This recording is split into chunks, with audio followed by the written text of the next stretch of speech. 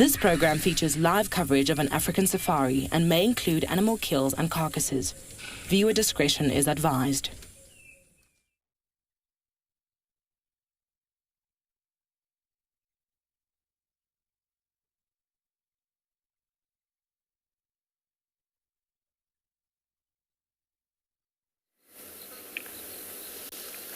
Good afternoon and welcome to a very cool and calm afternoon here in Djuma. Cool and calm enough for these tawny bodies to be sitting and relaxing on the middle of the road. I see 4 lions that belong to the Talamati Pride. So everyone, buckle up. It's that time of day for your live safari through the African bush.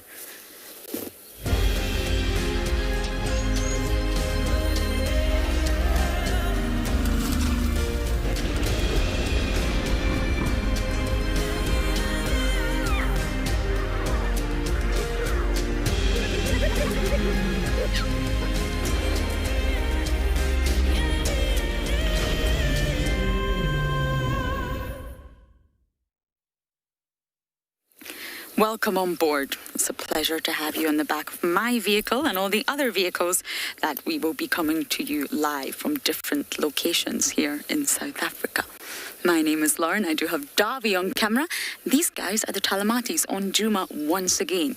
Yes, we are in the northwestern corner of the reserve, quite close to Buffelshoek cut line, but can you see the 4th body now, Davy?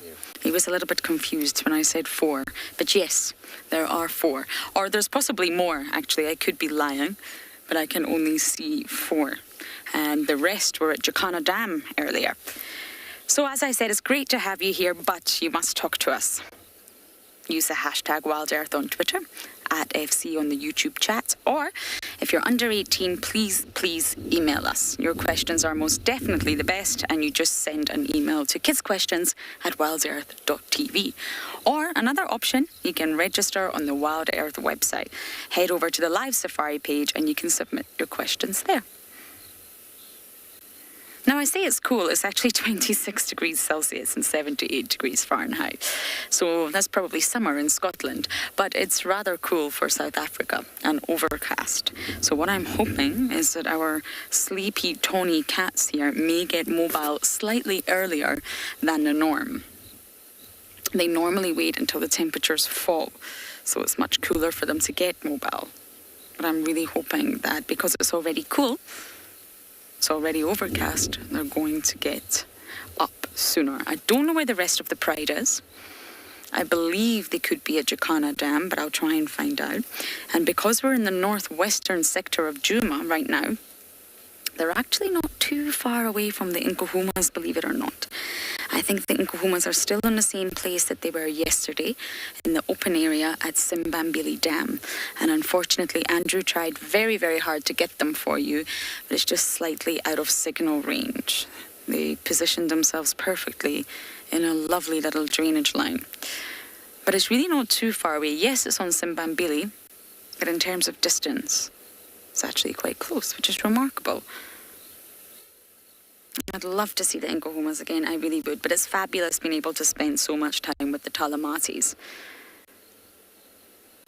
They're using torchwood now, chitwa, all parts of Djuma, and still got Buffelshoek. That's a large area, especially when you've got to patrol it, claim it as yours, and keep others out.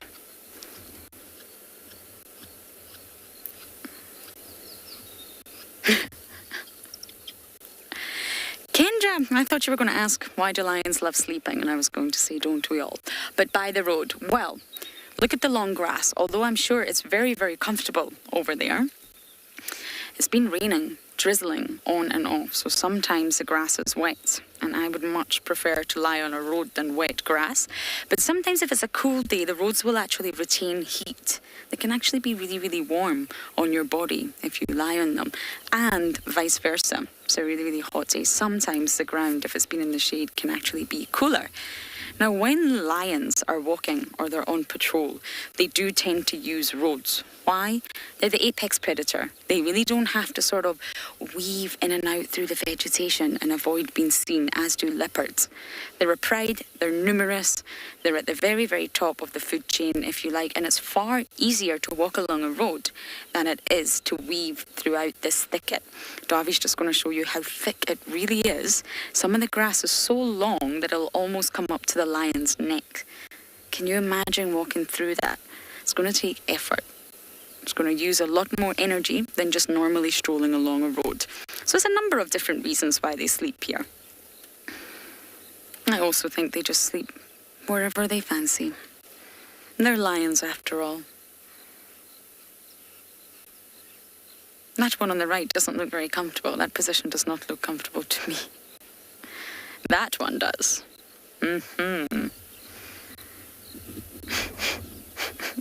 That one looks very comfy. So Davi and I are going to sit here and watch the Talamatis, and we're going to send you across to Andrew to say good afternoon.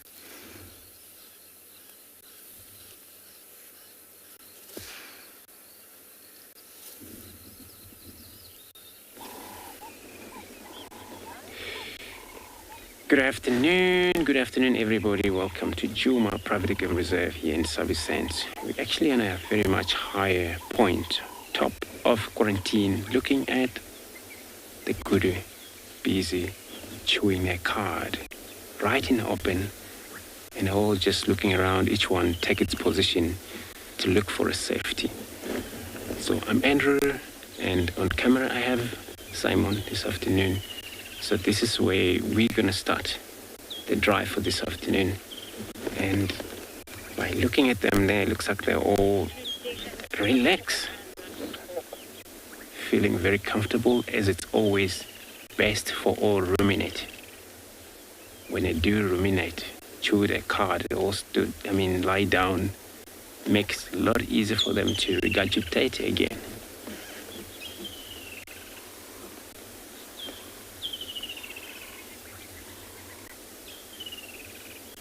She's up.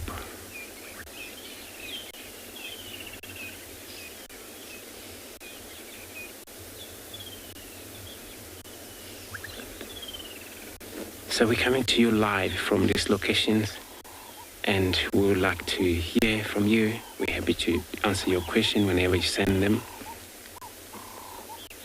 Which a simple way is to register on the WildEarth website and head over to the live Safari page, and you can submit your question there.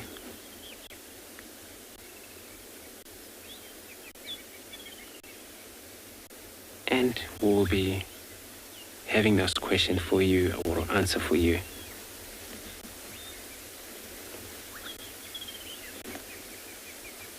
But then also you can still use on Twitter, #WildEarth. And YouTube channel at FC.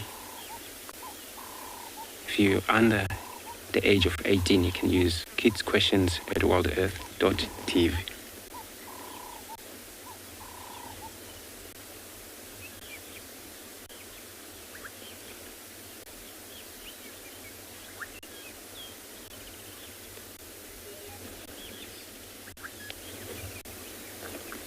It's so peaceful.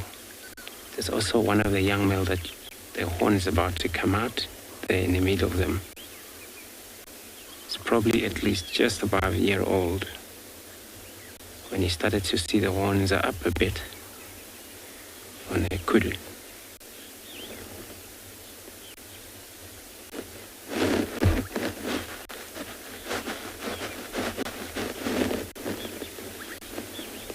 Well, it's not bad for them to come to this open area.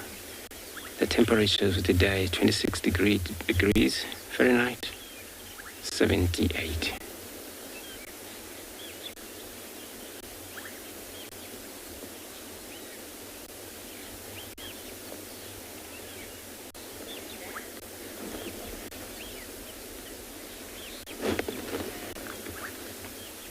Suzanne, I hear you saying it's actually quite a perfect day for sighting. Indeed, it is. It's actually so cool that animal that can still do their own thing, movement. And that's why I started in this area here, because I know last night, quarantine, she was left in the area and there was no visual of her this morning. But with the kudus sitting here relaxed, also doesn't mean that she's not around, because you don't want to be spotted. So then it could be that maybe she was watching them, or she could be far from here. So indeed it is great. A sighting for this afternoon.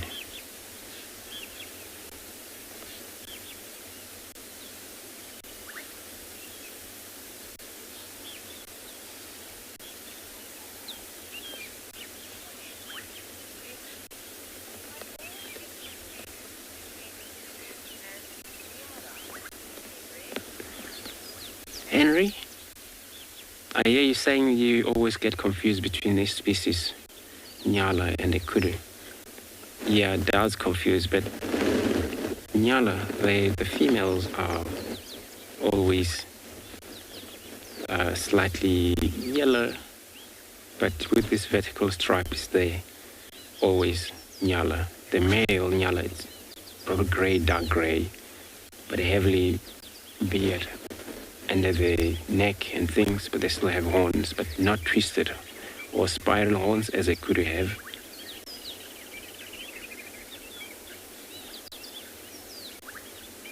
Where Nyala, they also prefer riverine area,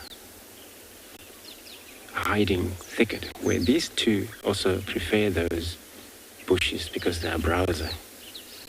But they do actually come out to the high point like this when they can, especially when they're about to lie down and exercise, chewing their cud.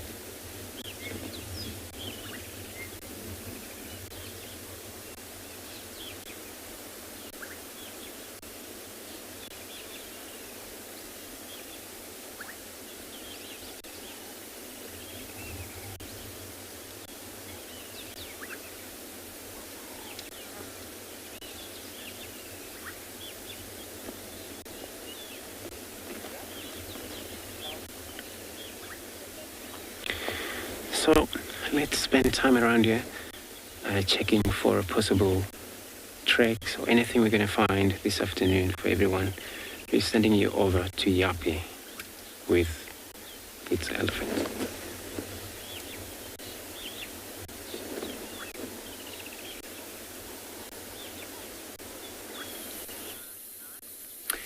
Good afternoon and welcome to And Beyond Ngala, where we are currently with a herd of elephants in the Timbavati Riverbed.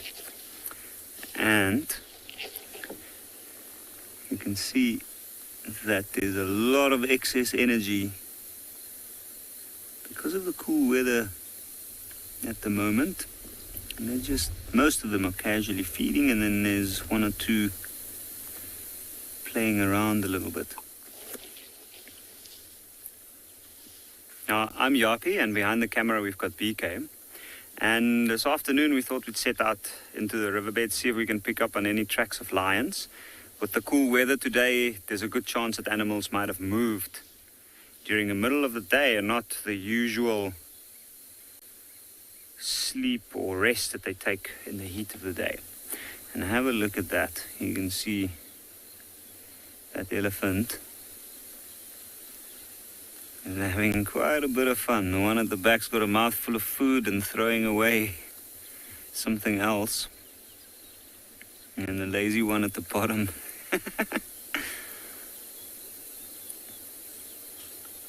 Now normally, under an extreme heat, you'll find that the elephants would move up into the shade. But now that it's much cooler, especially the little ones, have to get rid of all that excess energy. There's a lot of water around, a lot of food, so they really don't have too much worries.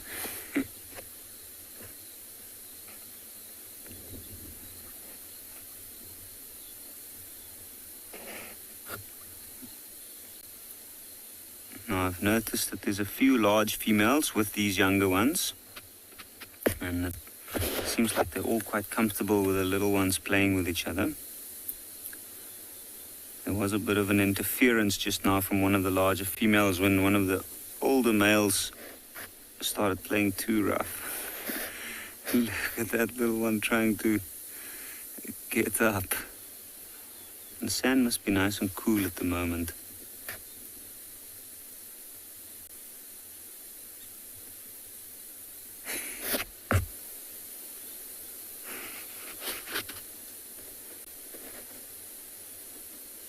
So I've noticed that most of these little ones pushing each other around,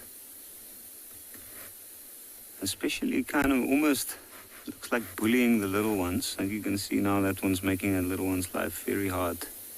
He's trying to get up. And every now and again you'll have some of the females just step in to make the older males remember what their place is and that they shouldn't be playing too hard with the little ones.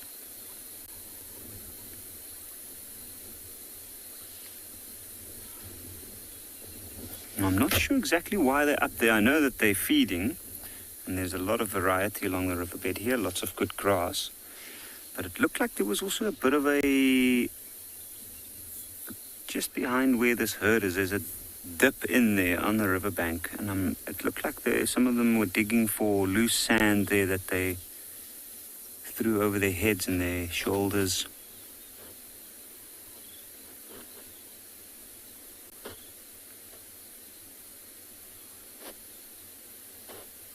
And I think the sand is also a good surface to scratch oneself at, especially those hard to reach places like the bottom of the belly.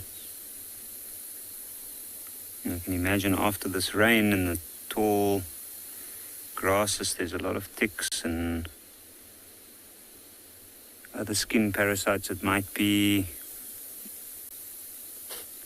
making these animals itch a little bit. But just have a look at that. Quite a few animals. A quick count just now gave me around about 20.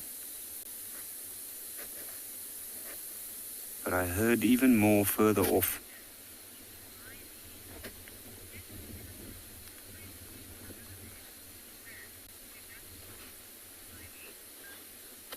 Miley, do elephants always use the riverbed sand to dust bath? Not always.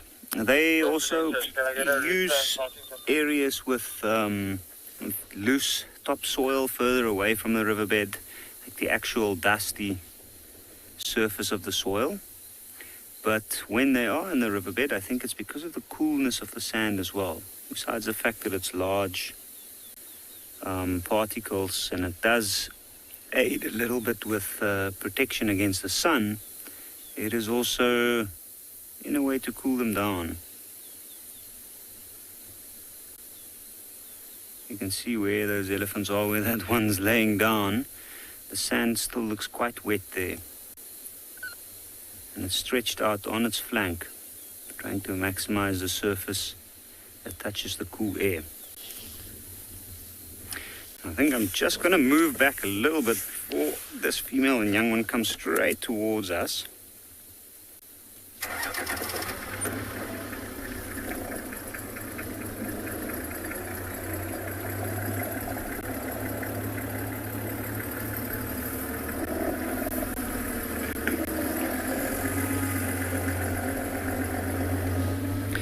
Now, elephants is the largest creatures we have out here, and a large creature certainly deserves a large amount of respect.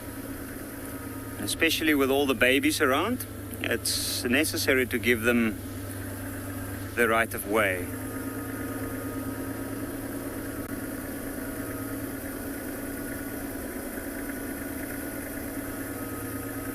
Now I can see there's one little one way at the back off to the right.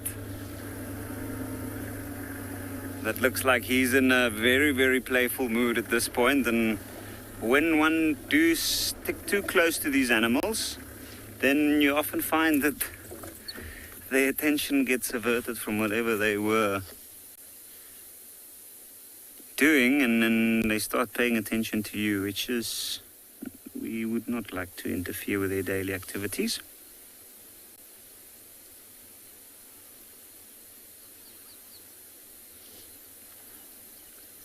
There's a lot of little ones like that, 1 to 2 years old.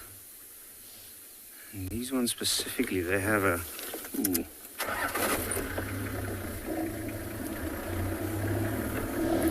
They are very, very curious indeed, and anything nearby, they usually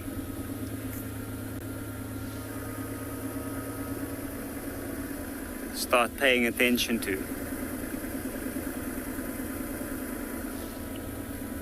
You can see that looks like quite an old female up front here.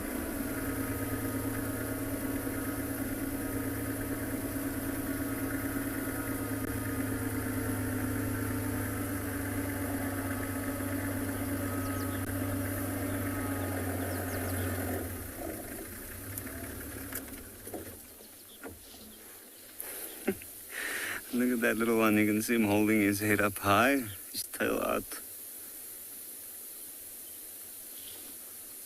And it looks like he is trying to relieve himself and might be a little bit constipated.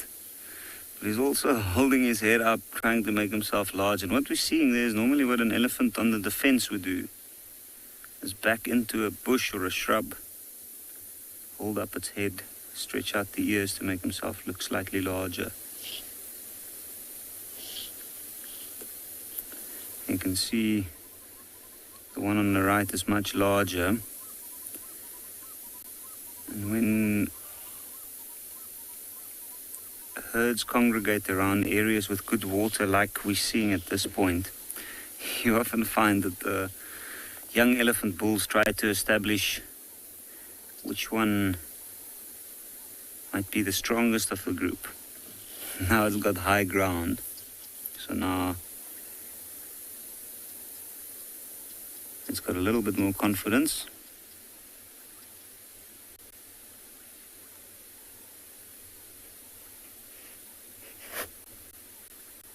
Now I do see that a lot of these elephants have temporal gland secretions at the moment. And even though we think that these animals are okay and they are quite comfortable, I think the sheer amount of elephants in this area puts a lot of stress on especially mothers with young ones. So it does put a little bit of stress on the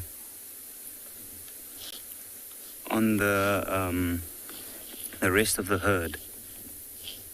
You can imagine with a lot of young bulls coming nearby, even larger bulls that might be in must, following herds like this, they'll be looking for some females. Annie, how much does a baby elephant weigh at birth? It can weigh anything from about 80 kilograms up to 100, in some cases even more. I think it's also got to do a little bit with the genes.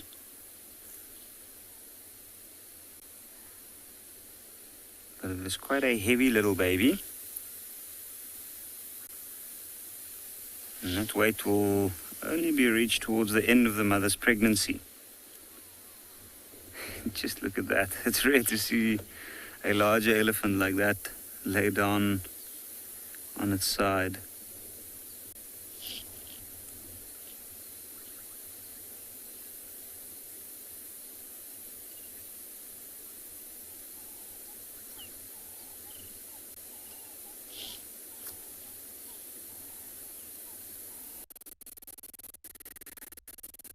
If that elephant doesn't watch out, it might slip down that bank.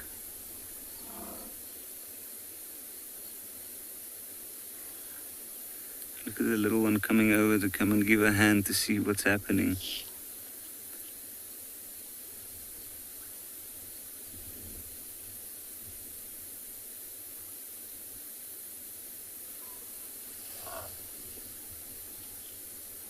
It's amazing how these creatures they are quite gentle, and they are extremely concerned about the well-being of the rest of the animals within the herd. So if something like that happens, you often find that they do make their way over just to come and have a look.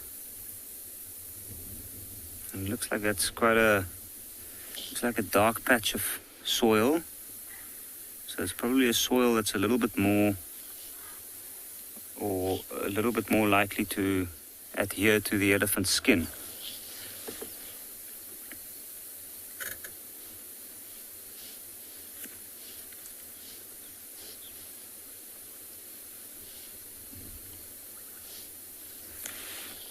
It's amazing, you can't even see the two little elephants off to the right. You can barely see their ears as they're pushing each other around.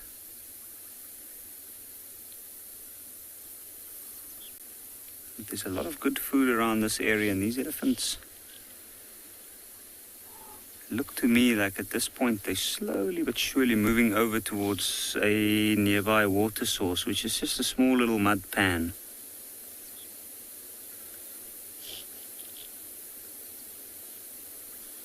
Now, even though it is overcast and we had a lot of rain, at the moment you can feel the heat. It's quite humid. And even though the elephants have a very thick skin, they do suffer under the bright sunlight. And in overcast conditions like this, the sun's actually quite harsh without realizing it.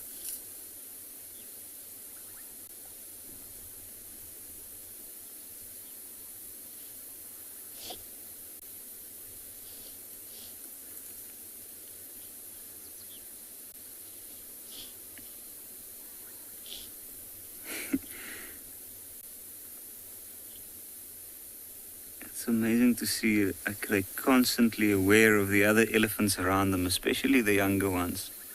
Like, even though they turn and look like they might be serious about feeding at some point, and they usually jump back and go to the nearest young one. And just have a look, we have another herd further down the riverbed. You can see that looks like a very, very large cow, more than likely the matriarch of this group.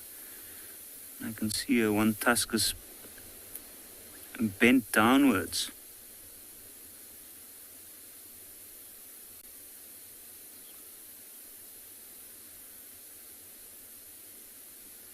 And what she's doing at the moment, that's usually the way they start to look for water in the riverbed.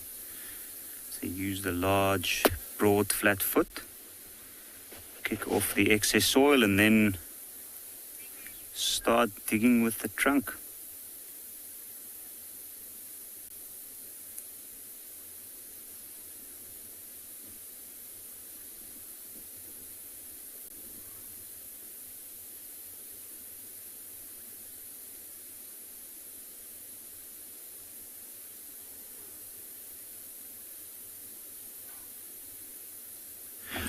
Good afternoon and welcome to Panda.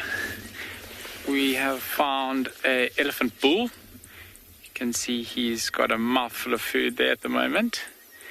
And if you look quite closely at his back legs, you can see urine dripping down.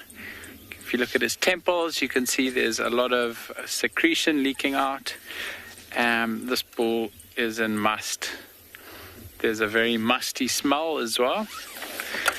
And he is a little bit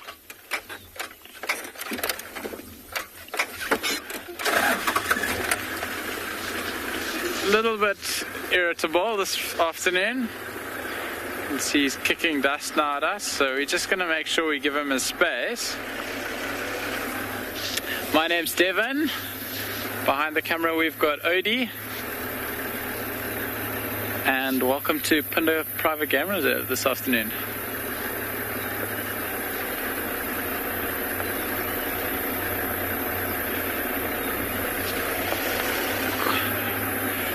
So when we give him a little bit of distance, he's very, very relaxed. He's going to carry on feeding now. But he seems pretty intent on making sure we don't get too close. And when we do get a little bit closer, or when he gets a little bit closer to us, I should say, then he flaps his ears out and he starts trotting towards us, which is not ideal because he's pretty big. I don't know if you noticed.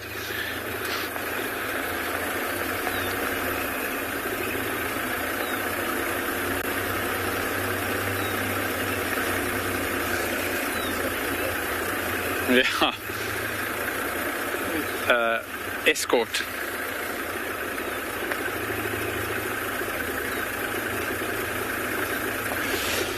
Viola, it can vary quite a lot. Younger bulls, they are in must for shorter periods of time if they've got older bulls with them.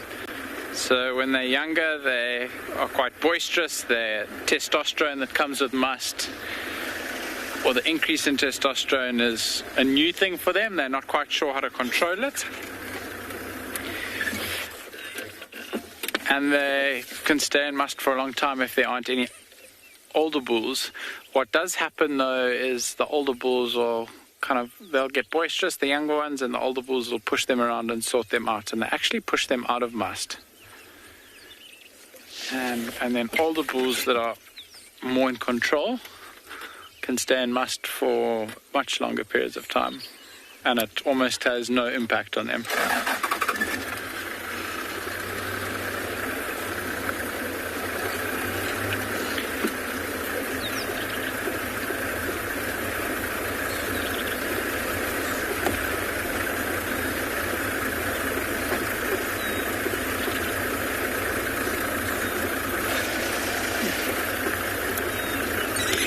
Taking us for a very long walk now. I'm glad we're not in a rush to get past him,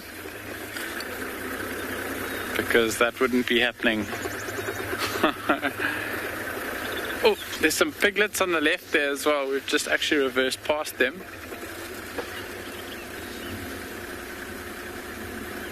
It's a mother warthog and 3 little piglets down below at the bottom here.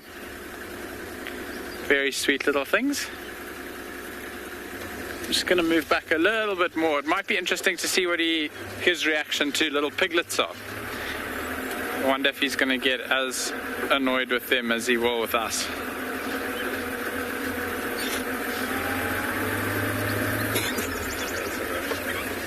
Yep, they're at the entrance to a burrow. And I think they're going to duck down the burrow. So he's now walking along. This is the main road that runs through Panda. Oh, there you go, the little piglets.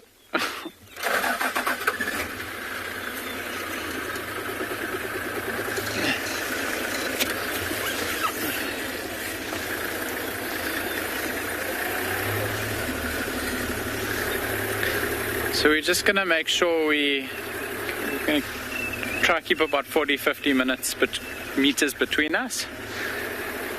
And for now, we're probably going to try duck around. We'll take a side road and keep on heading in the direction we were going earlier.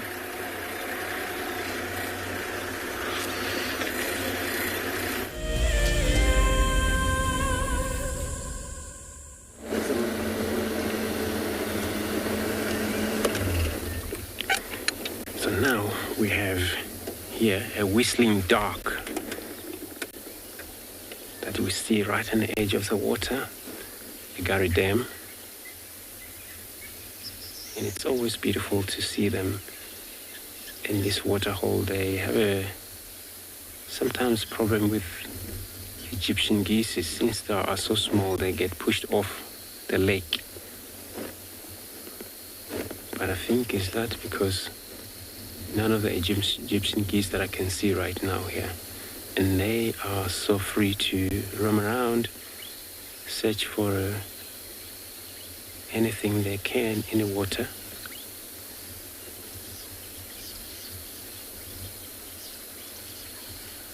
And the name whistling duck comes from where they make sound, they whistle when they do that.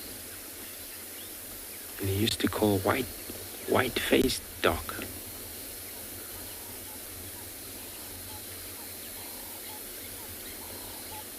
And they move in flocks, probably 6 up to maybe 10 birds together.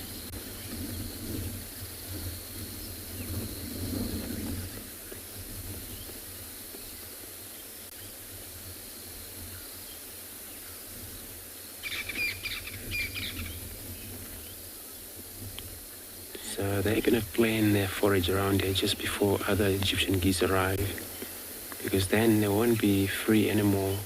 We're just going to push off and fly different watering hole, where there, maybe it happens.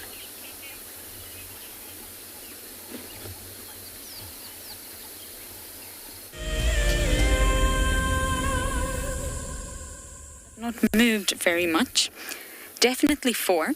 And I've got the update that the rest of the pride, the Talamati pride, plus Dark Mame, I think, are at Jacana Tam. That was very sweet. And Jacana Dam is in Buffelshoek, but it's really not far from where we are right now. So I imagine, I'm going to guess, that once these lions wake up, they're going to head straight north along this road and reunite with the rest of the pride. There'll probably be a lot of vocalizations, contact calls, so that these 4 can find out where the rest are. I think that'll be such a lovely moment if we're able to keep up with them and they head to Jacana Dam.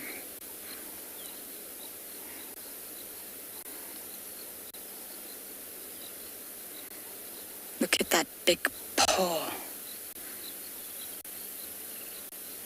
We often get asked, how do you know if it's a lion track or a leopard track? And really, it boils down to size. Lions and leopards are part of the same genus, Panthera. And they're very similar biologically and physiologically. They're closely related. But when you look at tracks, it's the size. Lions are much bigger than leopards. Both male and female leopard tracks are smaller and far more petite than these lions, even a lioness. And it's the tracks that give them away. You can always tell where an animal's been walking from the tracks.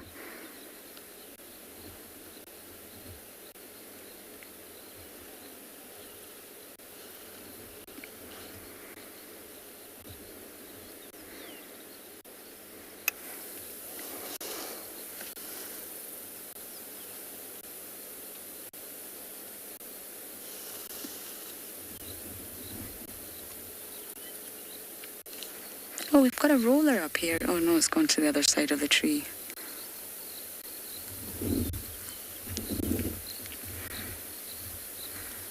Liam, 100%. They're nocturnal.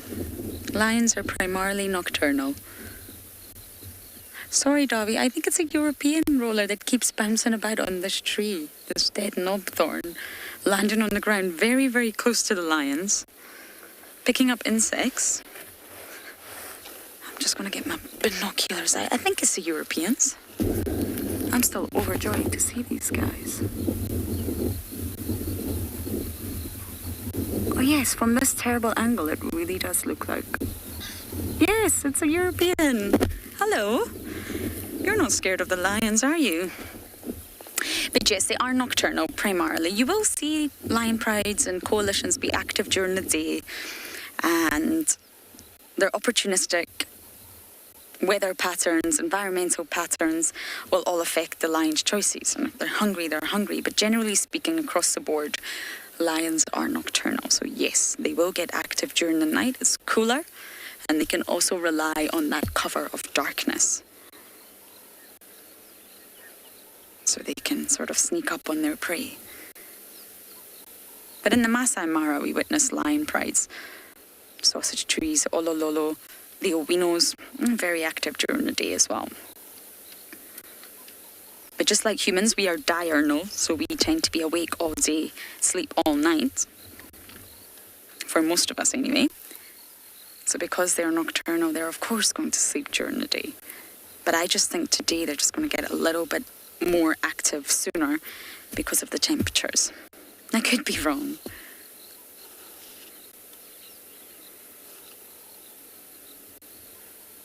But just like Tlalamba last night, just as we were leaving her, it was getting a little bit too dark.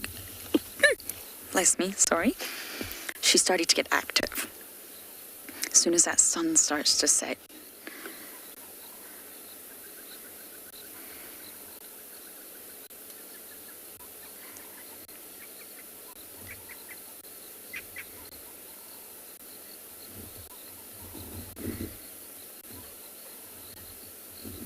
There's something quite peaceful about watching these big cats sleep. They're so powerful, yet they're so graceful. They're so beautiful to the human eye. And they're keystone species out here. We were having a discussion about keystone species yesterday. And of course, lions are keystone species out here, the apex predator that keeps all the prey populations in check.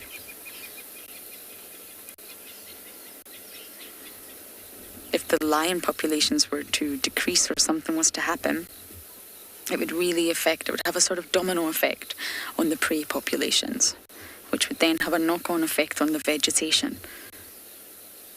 Anything that goes slightly out of balance will really affect the others in the ecosystem.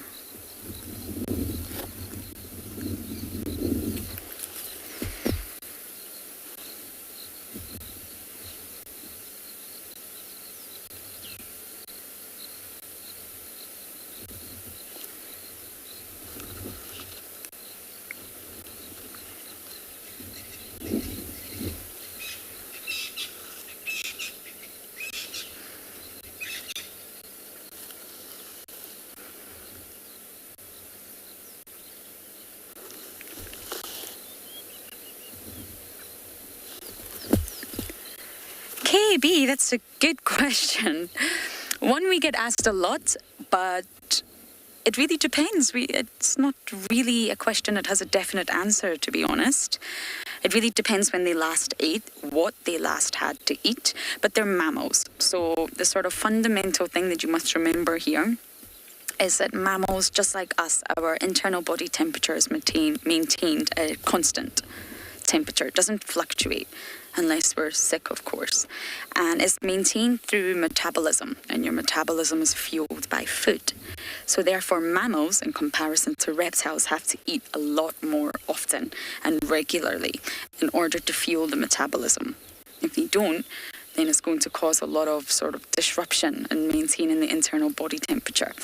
So it really depends when they last ate, but generally speaking, you will find that lions can eat every day if it's something small. So we once watched the Djuma Pride take down an impala ram. Now, impala rams are medium-sized antelopes, and it was over in seconds. Not everyone got fed, and it was definitely not enough to sustain all those hungry tummies. So again, the next day, they hunted. But if they kill a buffalo, of course, they're going to sit on that buffalo for a really, really long time. But they will continue to feed every single day. They'll get full, they'll rest, they'll digest and come back again. So that question really has no definitive answer. But the cats can feed every single day. I've seen lions snack on baby warthogs, even a squirrel. So just like the leopards, if they've not managed to take down anything big, they can snack as they go. And it's important, they need to. They need fuel to power their metabolism.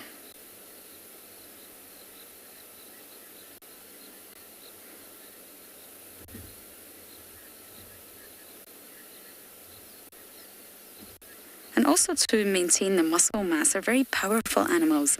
They have a lot more muscle and a lot more body weight than leopards. And they need to sustain that. But predators are used to the life of feast or famine. If they go for a few days without food, they're used to that. And just as you or I would survive without food for a few days, it wouldn't be pleasant. Our tummies would be rumbling. We would probably not feel very energetic or well, but we could survive.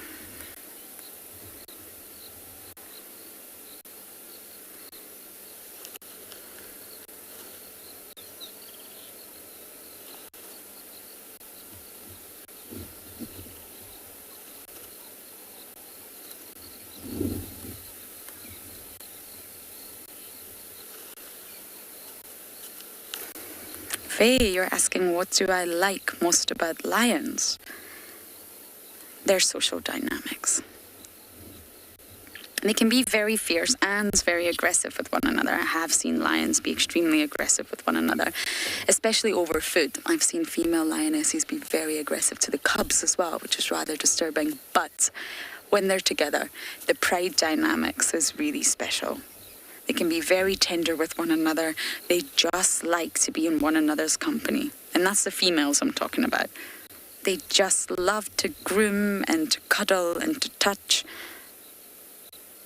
Generally speaking, I don't really think lionesses like to be on their own. You will see them on their own. They do split from the pride, but they have such tight bonds with one another. Especially in comparison to leopards, who are out here completely on their own. Lionesses have always got each other. Yes, there'll be squabbles and there'll be arguments and they'll compete, but generally speaking, the pride dynamics are extremely special.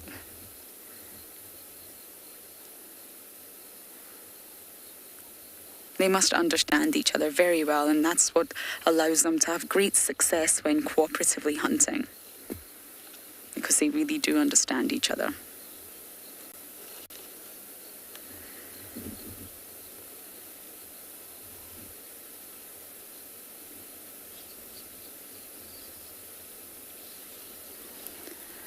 Okay, so we're going to sit here just a little bit longer with the Talamatis, but for now we're going to send you across to Andrew.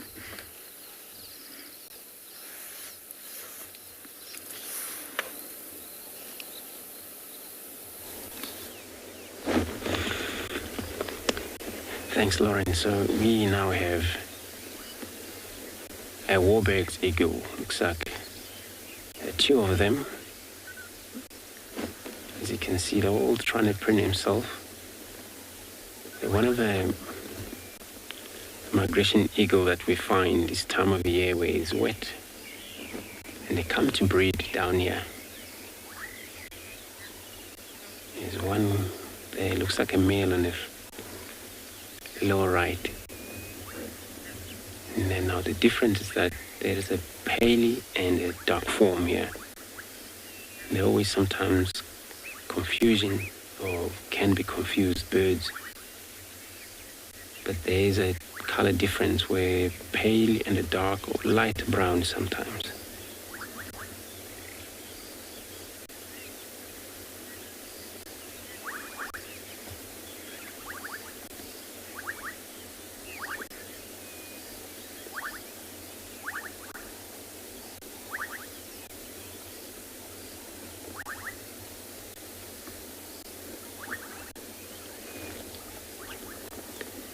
So they come to breed, and it's probably every season they got to come back as a pair of them, very much same area.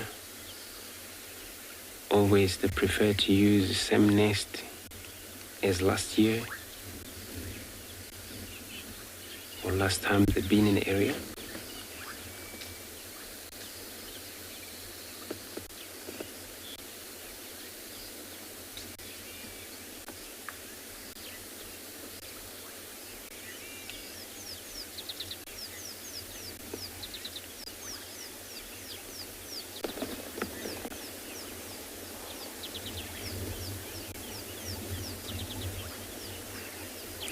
Bridget, so you're asking if there are migration bird. Yes, there are migration bird.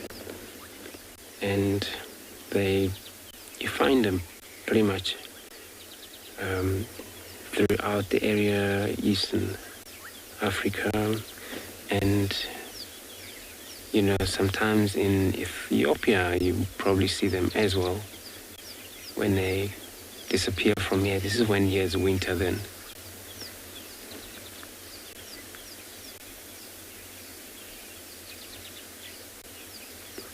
So the first thing they arrive here,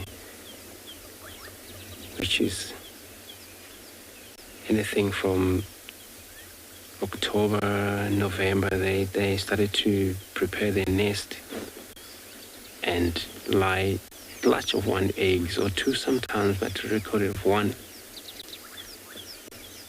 Incubate by the females, rear by the males.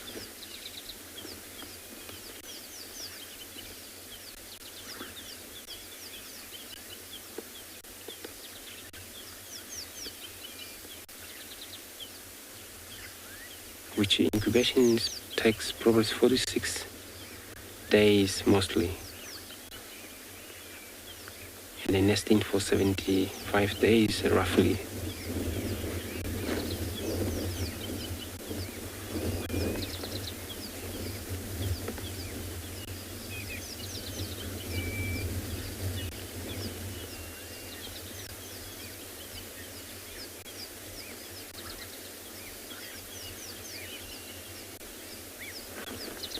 So I'm going to carry on again looking around here. In the meantime, I'll be sending you across to Yapi with his elephant.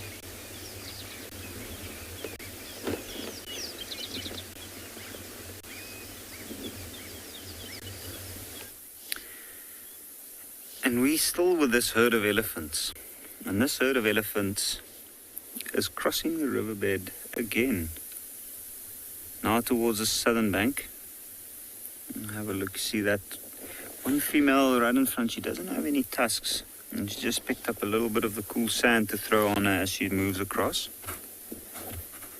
But what's actually happening here is those are mainly, that's a female with her younger ones, and I've seen a lot going up that side, but in between there's quite a lot of young bulls around.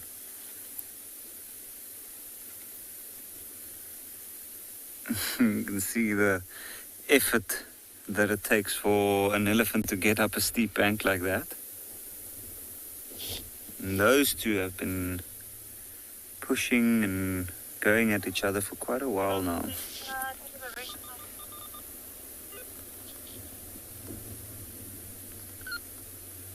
The one at the back slightly larger, and from I can see he's got quite a bit of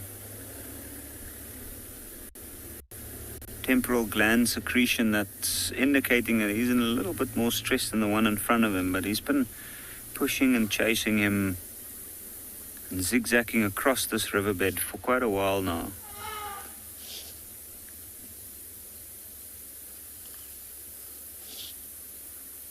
And there's a lot of tensions going on around here between these younger bulls. The larger females are trying to move the little ones away from them.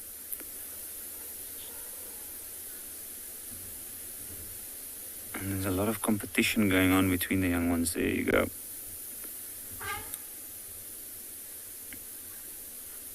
Even though it's more of a game, and they push each other like that to try and establish who's the strongest, it's also, it turns serious quite quickly when the one loses its temper.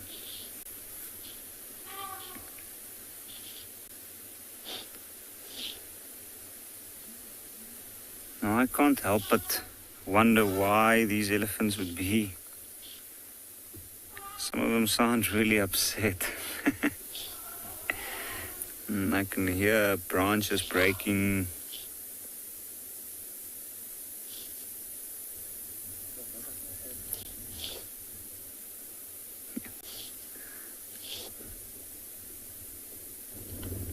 And I think it's because of the sheer amount of elephants here. In a case like this,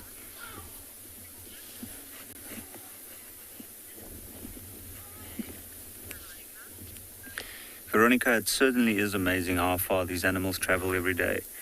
Where these ones specifically came from, I don't know, but I do know that they weren't within this area yesterday. In fact, we haven't really seen a lot of elephants over the last few days, especially herds. And then some days they just back. And you see them everywhere. From what I can hear and what I'm thinking is at this point, there's another herd coming across. There are at least 3 or 4 herds in this particular area, each with their own matriarch and group. And I think what we are hearing is the interaction between the herds when they meet. There's a very upset young bull there. Another young bull that just came in and made that herd move back a little bit. Now these young bulls, they're fun to watch and they do play with each other, but they can be quite temperamental, and because of that, I don't think they always realize the stress that they put on the rest of the herd. There's always a chance of the younger ones getting injured in their playing process, and then also just the fact that they have to share the food and the resources, the water. And what I've noticed is there's a lot of these elephants, especially these young bulls, that seem quite confused. And they're not sure exactly where they fit. I haven't seen any very big bulls in and around the area, which is for them often a reason for concern or a little bit of stress.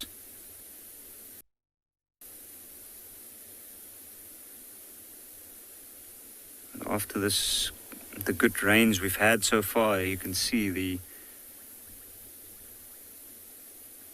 riverine forest is really lush and very, very dense, and it's amazing. When these elephants go up on this bank, they almost disappear immediately. If it's not for the noises and the ears flapping, the trees moving as they're feeding, you hardly even notice that they're there.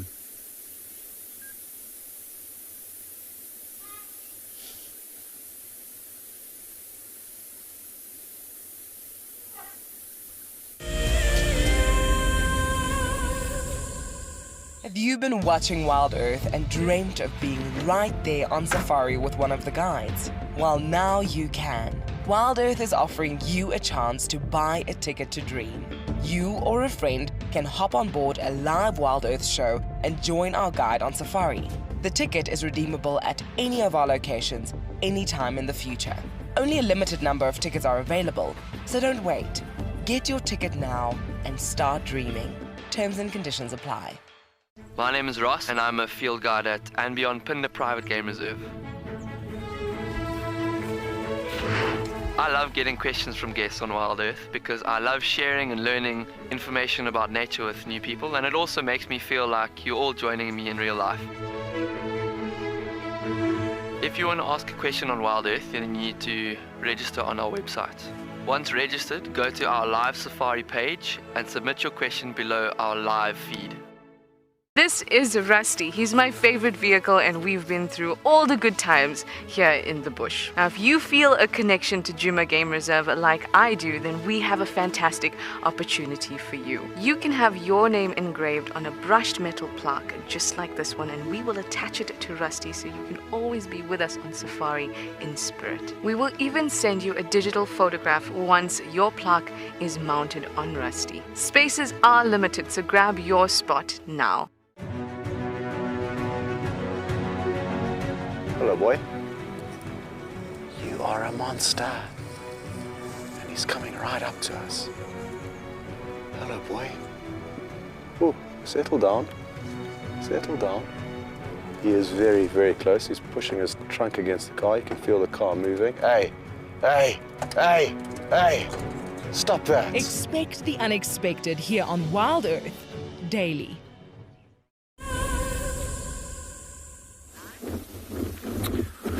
Welcome back, everyone. We decided to come up to this lookout point to try and get a bit of a better lookout over the beautiful plains we've got in front of us here.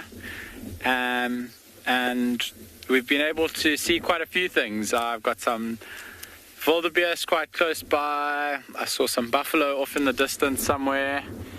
And then right in the distance, because we can see really, really far here, I think I've managed to spot a black rhino.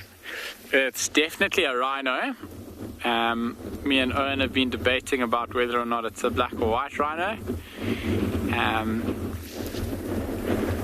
I think it's, because it's so far away, quite tricky to find in the camera.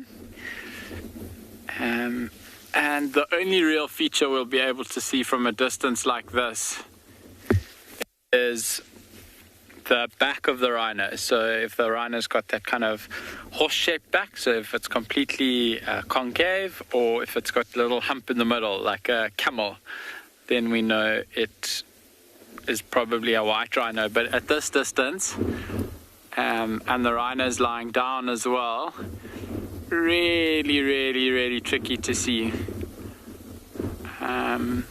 Yeah, it's way off in the distance, probably better part of a kilometer maybe more off in the distance, but it just goes to show how useful it can be coming up onto these high points and spending a bit of time scanning. The buffalo are also quite a way off. I'm not going to try direct Owen to those. He had a hard enough time trying to find the black rhino. But what we'll probably do from here is head down and try find that rhino from a little bit closer. Karen, this landscape, you're quite right, it's absolutely breathtaking. It's quite windy up here. I'm not sure if you can hear that now, but absolutely beautiful. We are in the south of Panda at the moment, and we're looking out to the kind of southwest here. The sun's really starting to dip as the afternoon gets a little bit later. There are some beautiful clouds and some beautiful sun rays that the clouds are kind of pushing through or creating. I was hoping we would be able to spot some cheetah or lion from up here because we can see so far. So the kind of places I've been looking is in the shady areas underneath trees, but for now I haven't had any success. We really can see for miles up here though, and it's a beautiful spot to come sit and spend the afternoon.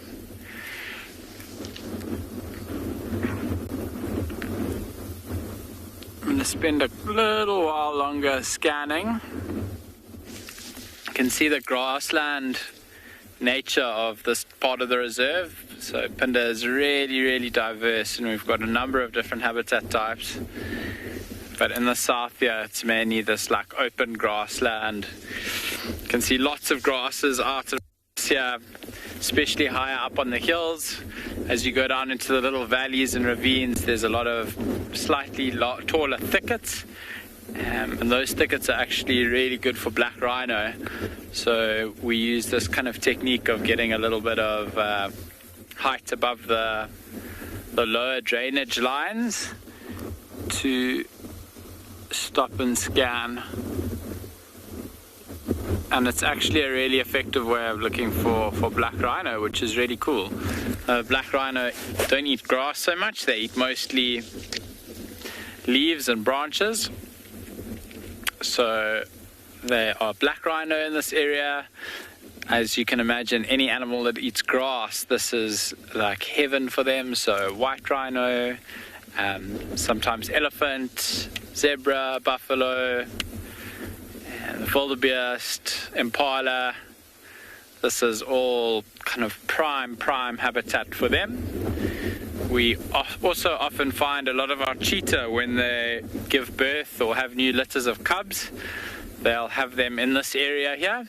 So with the drainage lines being a little bit thicker, there's space to hide their cubs away, but it's also nice and open so they can see any other predators and threats coming from really, really far away, which is just ideal.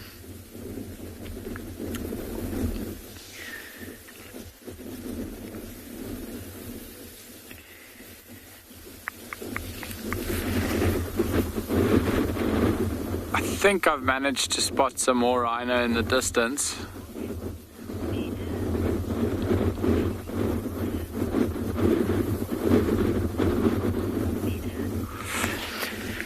Leanne, I think you are probably spot on. It's still pretty warm out here, and I've got no doubt that the lions are lying in the shade somewhere.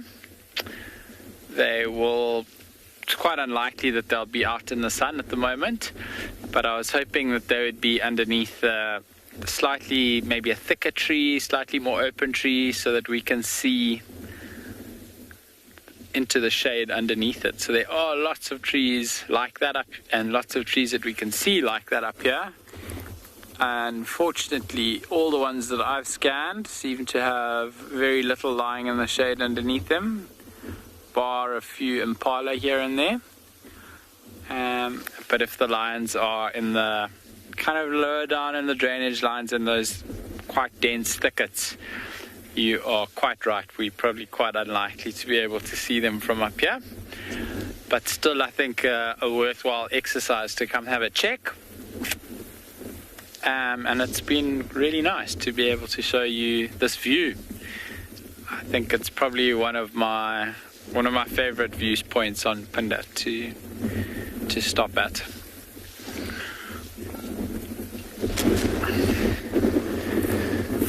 Odie, can you see the wildebeest down here on the edge?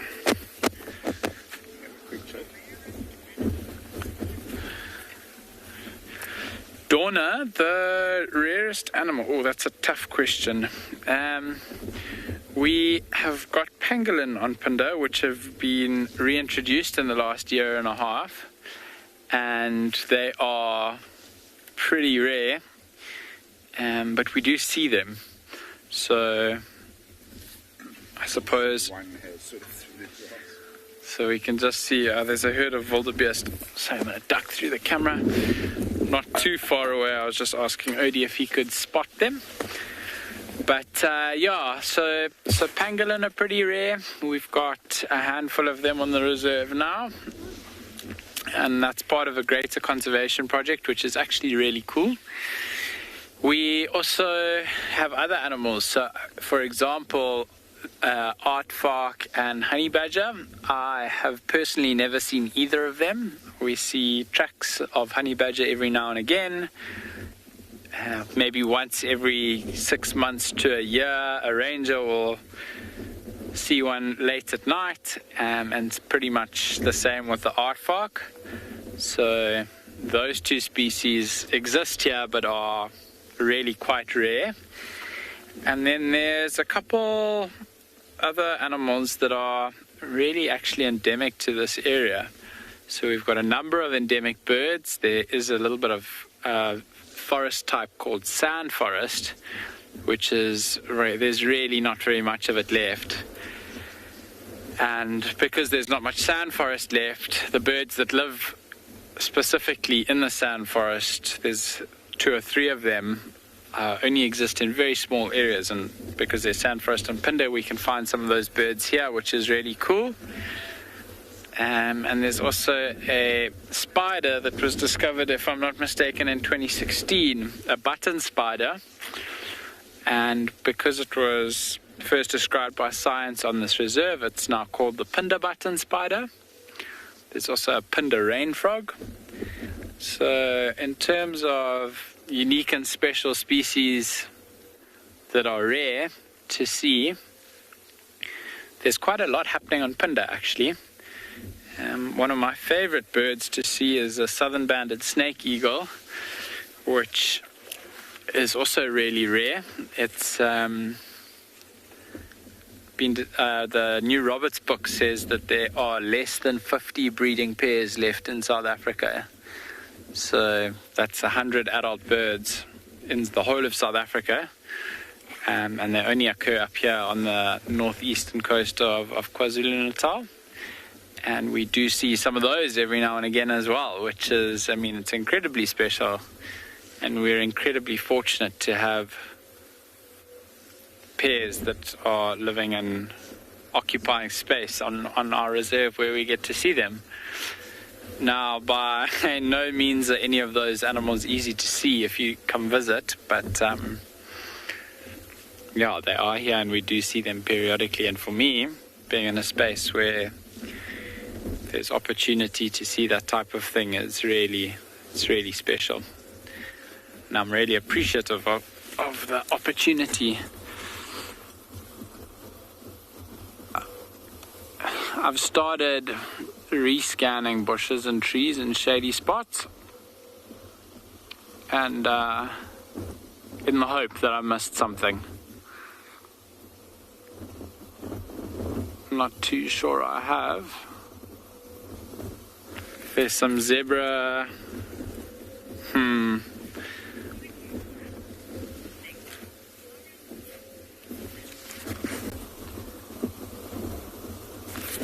We are going to move down from this hilltop now. I think we've pretty much seen everything that we've got to see. And we're going to send you across to Lauren, and she's going to look after you for the next little while. But I hope to see you guys shortly with something cool.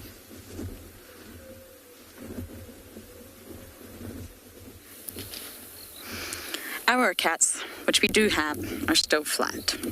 So what I am thinking of doing is making this the last segment here and possibly bumbling over to Jacana Dam. We do get signal there on the dam wall and it's very, very beautiful. And maybe we can just spend time with the rest of the pride.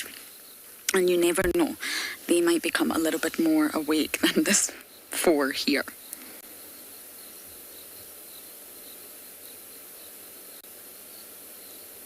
They don't look like they've fed. Or not on something large. Their bellies are not full. And the Talamatis are very they have a reputation in the north, and when I say north, I mean Bufosuk, for taking down large items of prey, giraffes and buffalo, really regularly. So you never know what's in store tonight.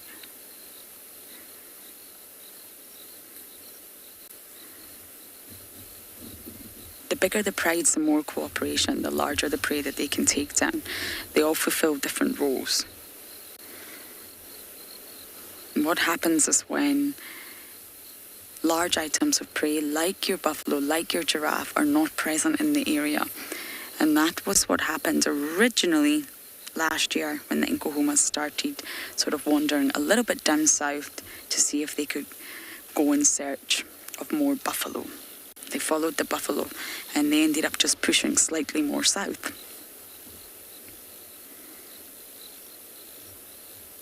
Resources are what matters for a pride, both food and water.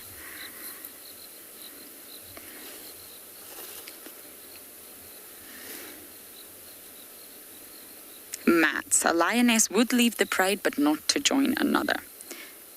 Oh, hello. Oh. That's what she thinks of your question, Matt. I'm only joking. She will leave the pride to mate. She may also just go in search of food herself. She may just wander, but she will not go and join another pride. What can happen, though, is that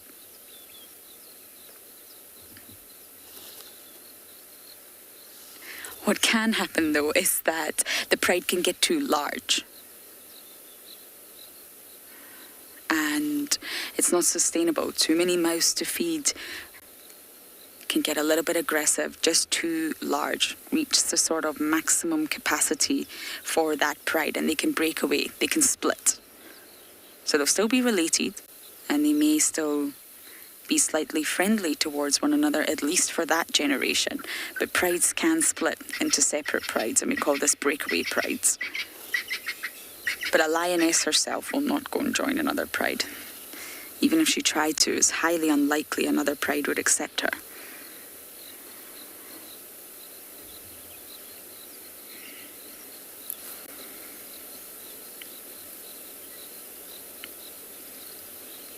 I love it when you can still see the spots on the adult's legs. So Dravi and I are going to bumble now. I think it's a good idea to head up to Jacana and spend some time with the rest of the pride.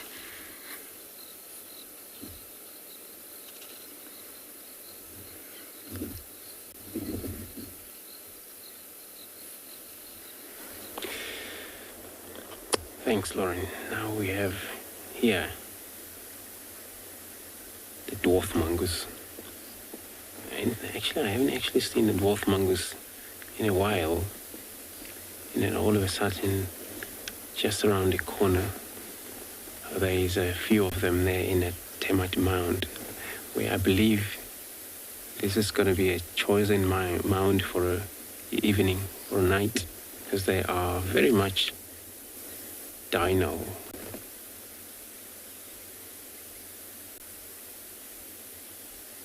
They don't move at night, they only move by day.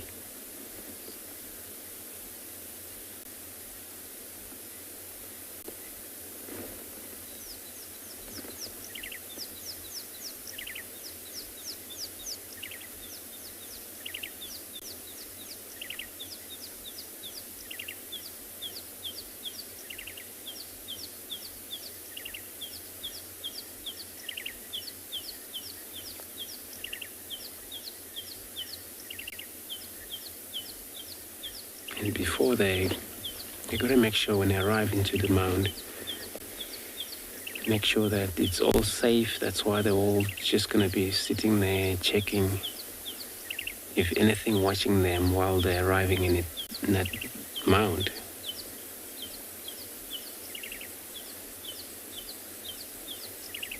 For their own safety.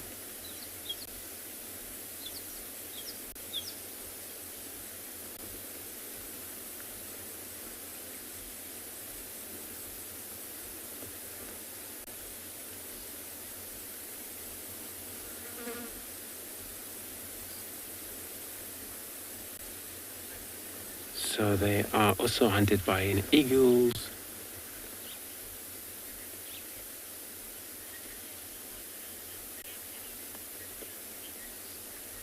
Justin, so you're asking if they're larger than the meerkats? No, they're small. I think meerkats far too big compared to those.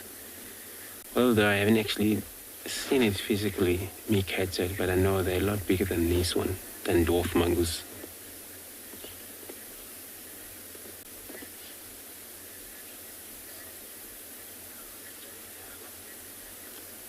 So out here, they are smallest of the mongoose. There's a dwarf mongoose.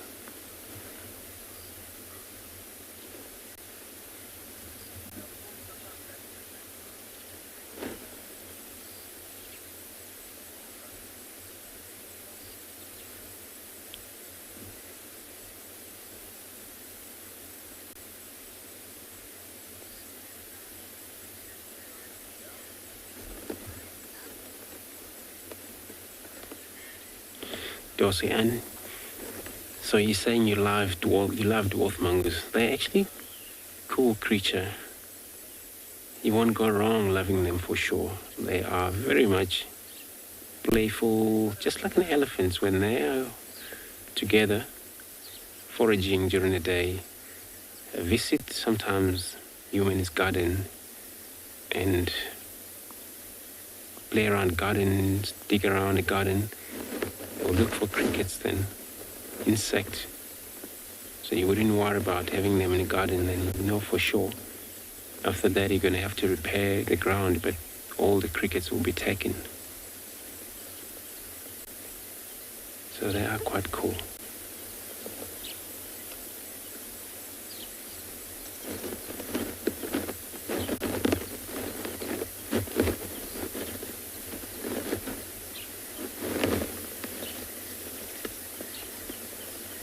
They're looking pretty much in the northern direction. Maybe there's more member because we only see for now 3. We're usually 15, probably 18 in the group. But there's an alpha male and an alpha, so they're pair breeding in this animal.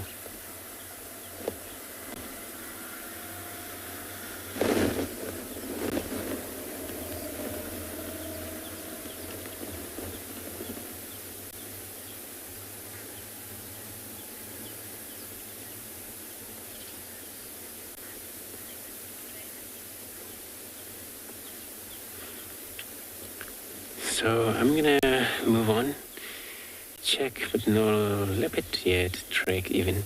So I'm gonna be sending you across to Pride Land with Taylor to do an introduction, to say hello to everyone.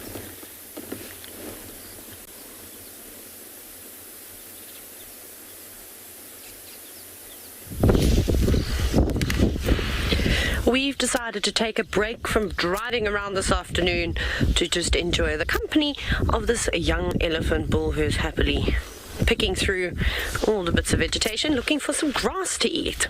My name is Taylor McCurdy, and on camera with me today is Kite, and we're here at Pridelands Conservancy, which is part of Baluli Game Reserve and the Greater Kruger National Park. Very exciting stuff. Now, we haven't had too much luck this afternoon. We've been looking at some of the sort of animals that are not as appreciated as the big cats. And hopefully we'll be able to see them a little bit later again. But for now, like I said, we're just going to have a little look at this elephant bull who's on his own. Now, the first thing that I notice when I look at him is that he's not grey, as all the books say elephants are supposed to be in colour. And that's just because he's had a dust bath. You can see he's used some red soil and he's tossed it all over his body, which has created this nice coloration. The contrast between the green and the orange is quite something. And then the other thing, if you just look, of course, just behind his eye, you can notice that there's a wet patch, which I'm sure most of you are familiar, and you've heard us talk about the temporal glands of elephants. And it's quite an important thing to know, because not only is it important to learn body language of all the animal species, but particularly elephants, something like that can tell you what kind of mood it is. So it's essentially an overstimulation of adrenaline, so it can show a number of different things. There's an age-old myth that if an elephant is secreting from its temporal glands, it is in must. This is not true. That's one of the signs, yes, but it's not the only sign. And also females come in, or not, they don't come into must, but they also secrete from their temporal glands, so, and they don't come into must. Anyway, so maybe he was chased around by some other big bulls, and he's a bit stressed out. Well, who knows? There's definitely no shortage of food and water, so it can't be from that. But who knows, something could have happened to him along the way. Now, there's lots of sort of weeds and things that are growing up here in this open area, so he's not too happy with having to sort through it and try and find the grass. Hello, boy. Are you coming over to intimidate us? You can see, yes, I'm watching you. Oh, you're so scary. Yeah, walk over there. He's going to do it again. Hi, boy. No. I'm sorry, I will have to sit up in a minute. Oh, do you know why he's actually come here? I don't think it's necessarily to intimidate us, but there's nice green grass, actual grass, that he can feed on. Hey, boy. See a lot of the feather-top chloris. That grass is sort of the white stuff. He's also using it to swat the flies. But he has quite happily walked towards us. He's not very far away from us, so we'll just let him do his thing, and I'm sure in a couple of minutes, once he's had a few trunkfuls of grass in this area, he'll move on off to something else. Yes, it's much better to eat around here. There's less datura, and there's another type of plant that's growing here that I'm actually uncertain of, but it's completely taken over the area. Hey, big boy. You might even be able to hear him tearing the grass out of the ground.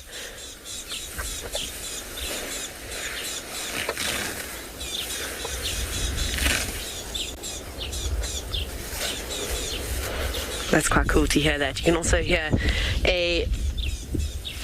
sounds like a rattling testicular making a bit of noise. I can't see if it is one. Anyways, in the distance it goes. You can see that liquid running. It's running all the way down from his temporal gland and almost into his mouth. I don't know if it tastes very nice. Quite amazing and easily he does that.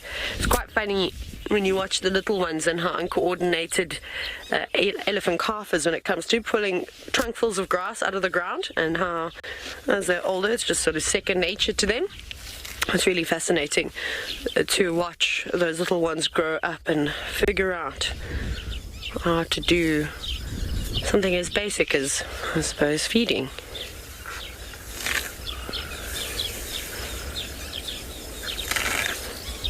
It's such a lovely sound. And at this time of the year you will see the elephant showing preference to eating grass while it's around. Even though all the animals are appreciative of the grass, I can tell you right now, I'm not. I haven't stopped sneezing. I have not seen the amount of grass in the low veld as we have this year. With all the rain, it's just been really, really good. Not good for anybody that has allergies, though.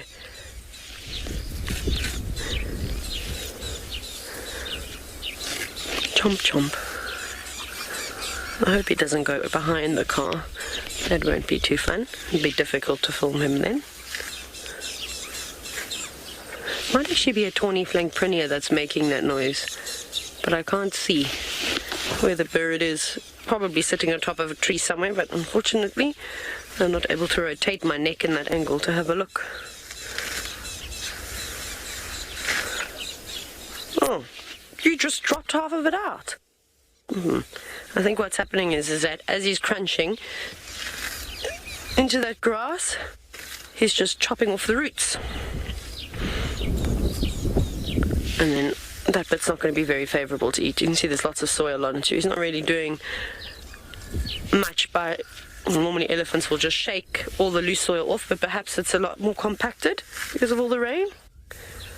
Yes, those top ends are much tastier. Whoop. Very curious about that tree as well. Oh, are you smelling us? Yep, we're still here.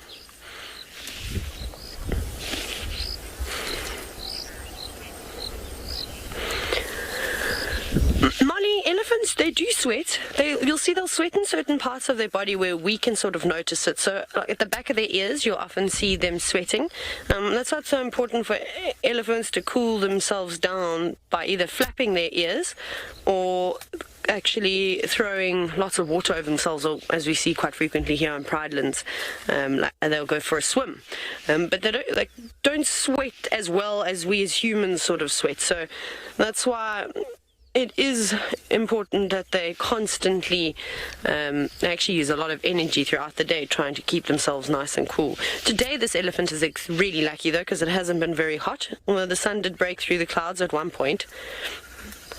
But now it's gone back to being a nice temperature. I've even put long pants on. Not that I needed them though, I think it was a bit dramatic. I just thought I haven't worn long pants for a while, so why not?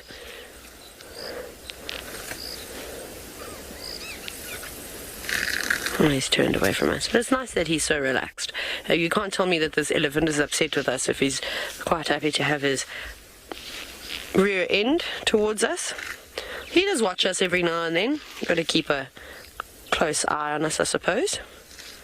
Just as I'm doing to him, making sure he doesn't make any sudden movements, and he's probably hoping that I don't make any sudden movements either.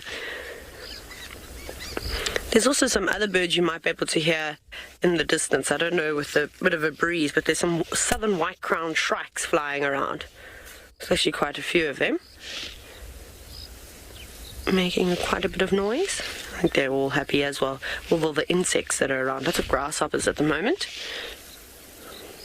We know how tasty grasshoppers are. Shall we carry on, Kat? I think so. We're going to probably go see what else we can find in this direction. Bye, boy. See you next time.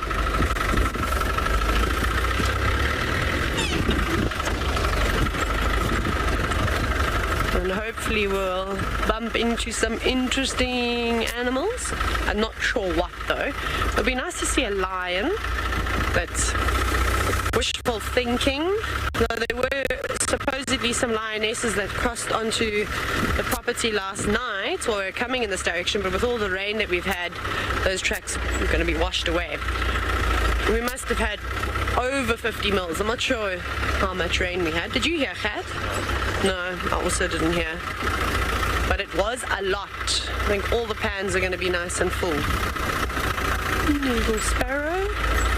Lots of birds also about at the moment. Right, we're going to just carry on down this road and hopefully we'll have something else to show you not too long from now.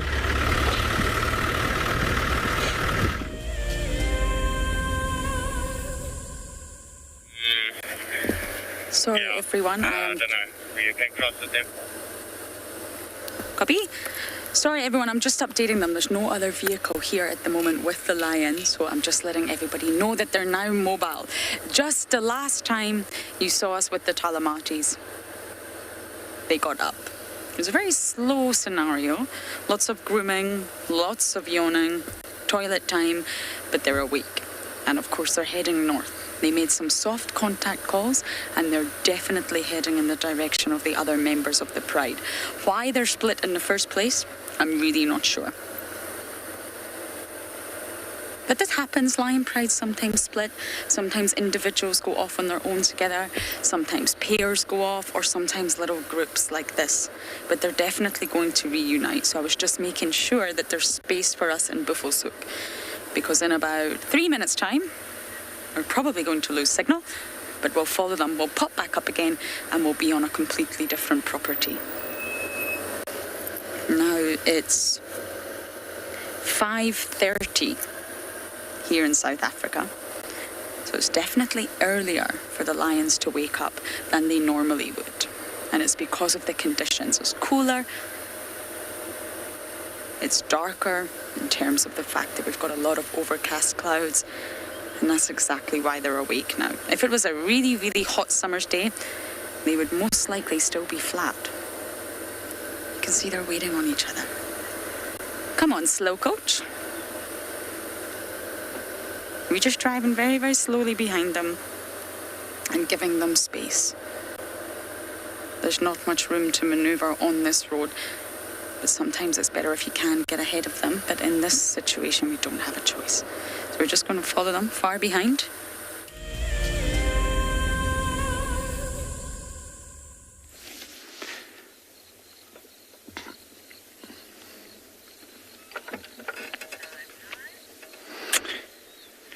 We have come down the hill, and the wildebeest that we had a really tough look at from the top just through some grass is now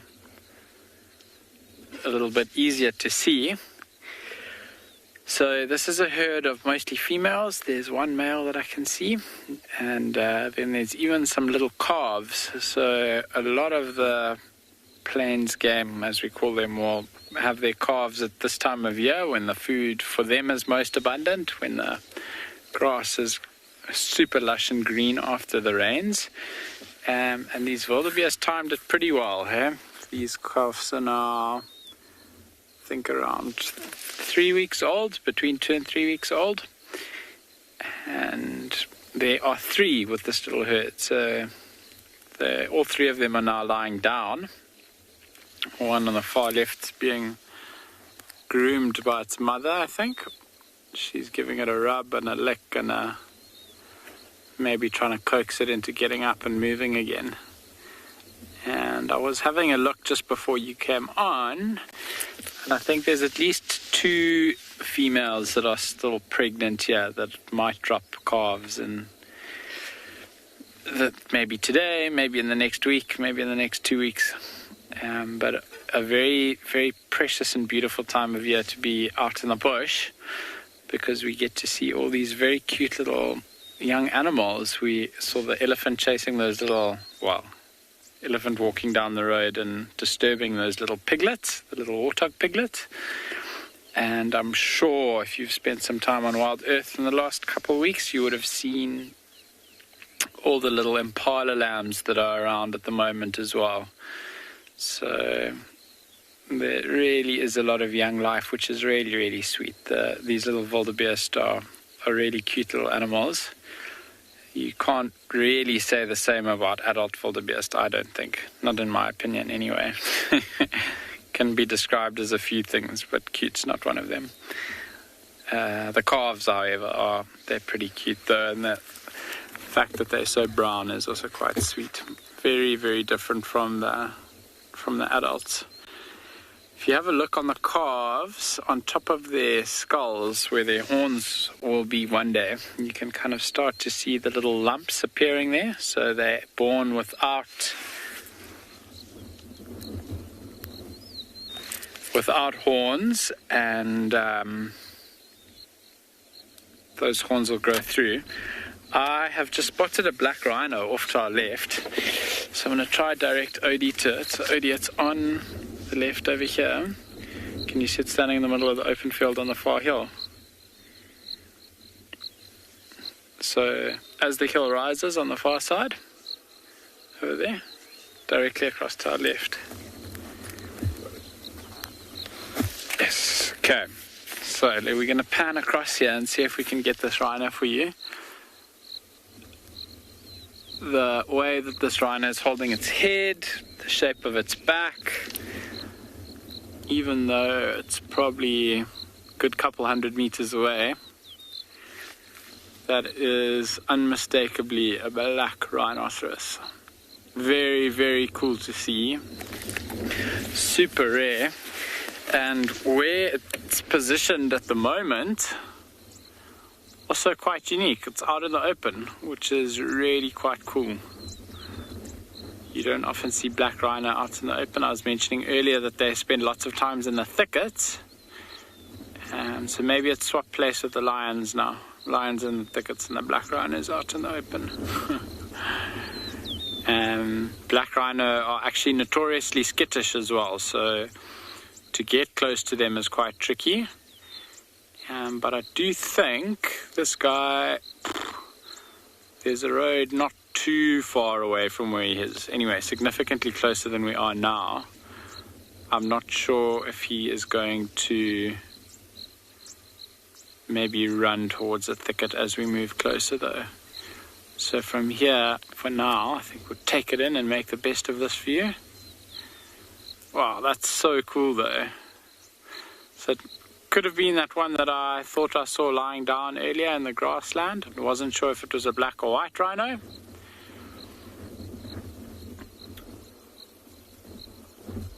And at the moment, it's just standing out in the open there.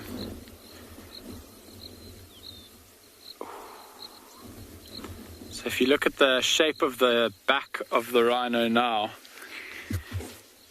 very much like a horse, the back, it's just a big kind of dip in the middle of the back.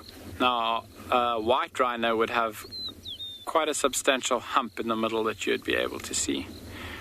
The way it's holding its head as well, you can see the head's raised up. White rhino most of the time have their heads down closer to the ground. But I think in a little while we can try and move a little bit closer and see if we can get a better angle on him, because that would be quite incredible to see. Doesn't look like he's doing too much at the moment. Maybe slowly waking up from a bit of a sleep.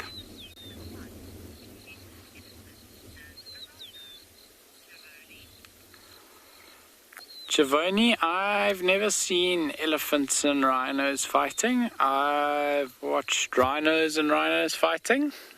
I had a beautiful sighting once in Etosha in the north of Namibia at a watering hole quite late in the evening. They've got big floodlights. And I watched 6 or 7 black rhino come down to drink, which was absolutely mesmerizing.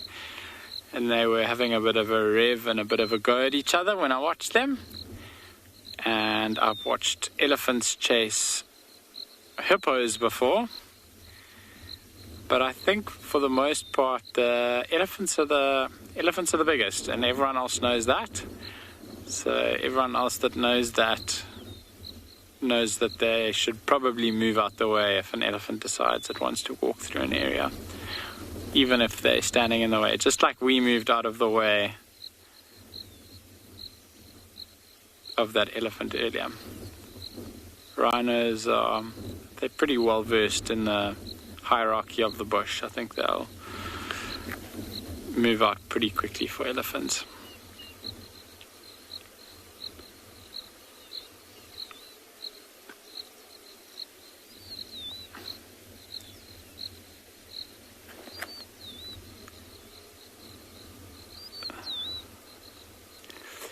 Rhino is still just standing in the middle of the field. I wonder if he's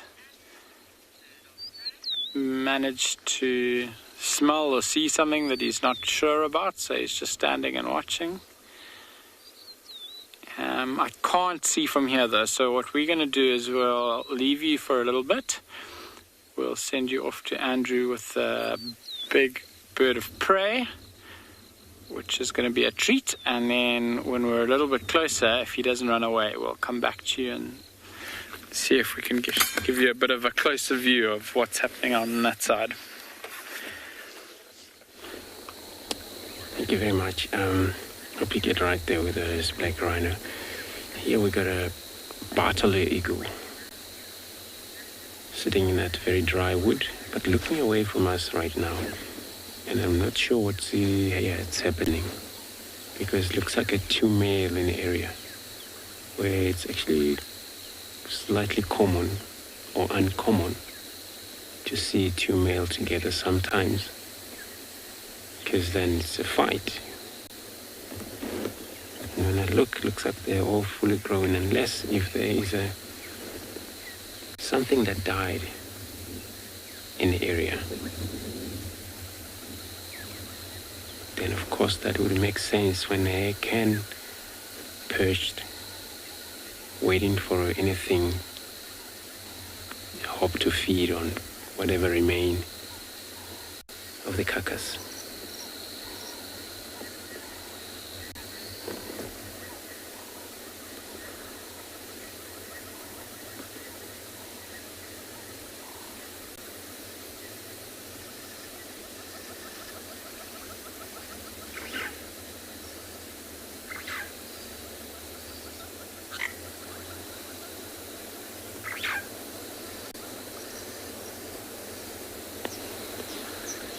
And they're actually one of the beautiful birds out here. And when you look at their face, it's red beak, red legs, and they're fully growing. All you see black and brown at the top. The females, a lot of white. But you would see the way we're looking at now, tip end of these wings, then it's a lot of black then.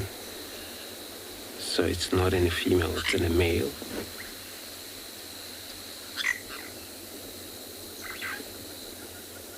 They hunt by flying right up in the sky,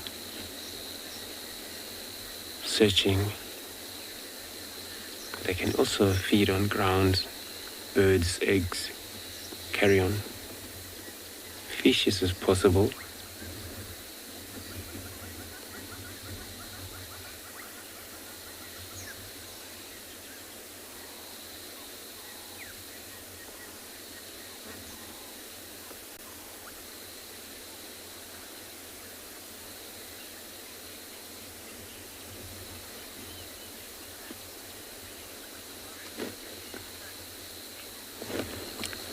So I'm going to leave them, carry on with my search, and I'm going to be sending you across to Lauren with something exciting.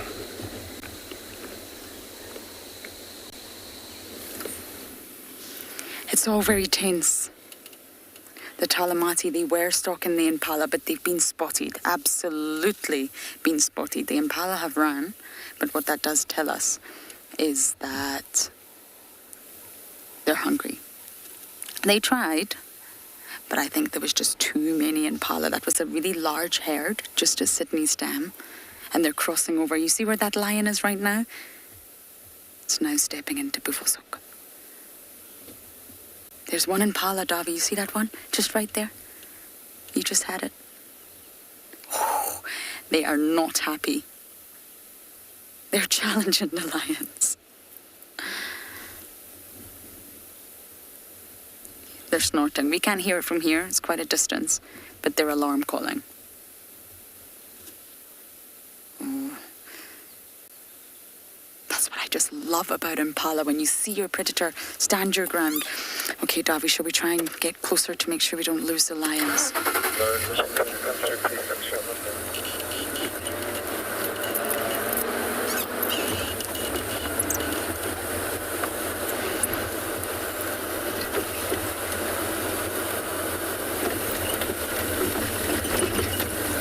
Ron, you know, impalas do that a lot, and that's what I love about them. When they see the predator, they face them head on, they alarm call, and they stand their ground, and that's what I admire so much about them. And normally once they do this, the predator backs off, and I think the lions are backing off. They know it's not going to... Oh, one's... You good here? One's interested. But Ron, I agree, impala are so impressive when they face the predators like that. They do it for lions and leopards. but they normally don't behave like that for wild dogs. They normally run for dogs. There's no time. There's no time to stand your ground. Wild dogs hunt by coursing, whereas lions and leopards ambush their prey, stalk their prey. I wonder if they're going to the dam to drink.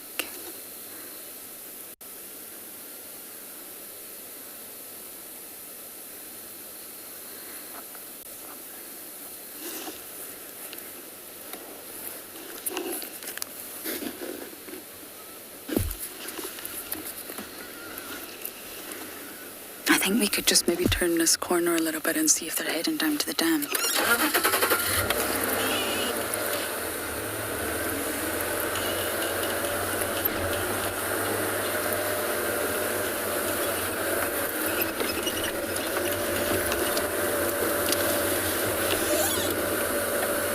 You get a nice view of them from here. The impala have all scattered. But the guinea fowl are there. They're going to get a nasty fright.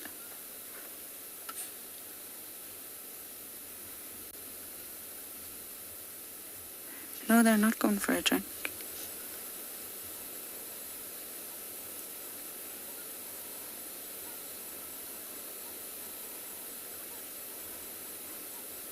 They're hungry, and what's remarkable is they know exactly where the rest of the pride is.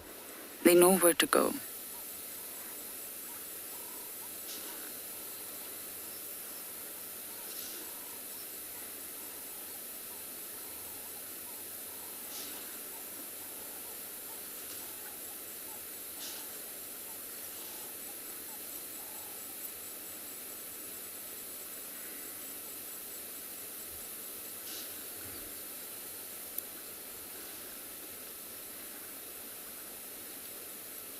Now, before I follow them, I'll have to get on the radio, I'm afraid. We must be on the radio when we cross into other properties.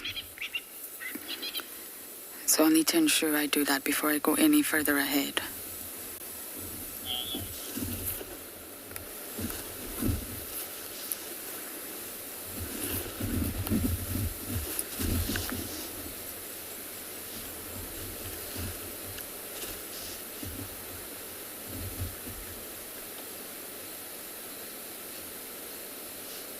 Mel, can I just check you're still there? This is a little bit of a strange spot for signal. It always has been.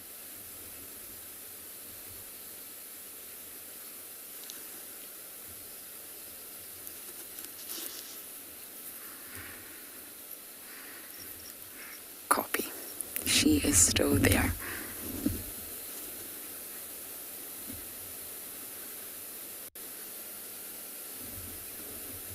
I'm actually surprised we've got signal here. Overjoyed. Sydney's dam is always a little bit of a black spot for some reason. We don't know why.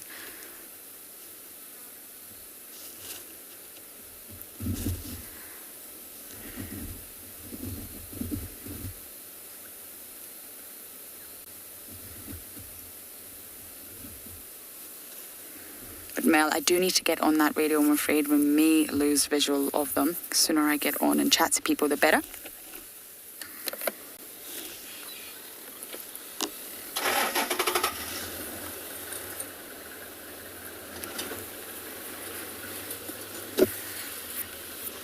Okay, so we're going to send you all across to Yapi at Ngala as I get on the radio and navigate this sighting.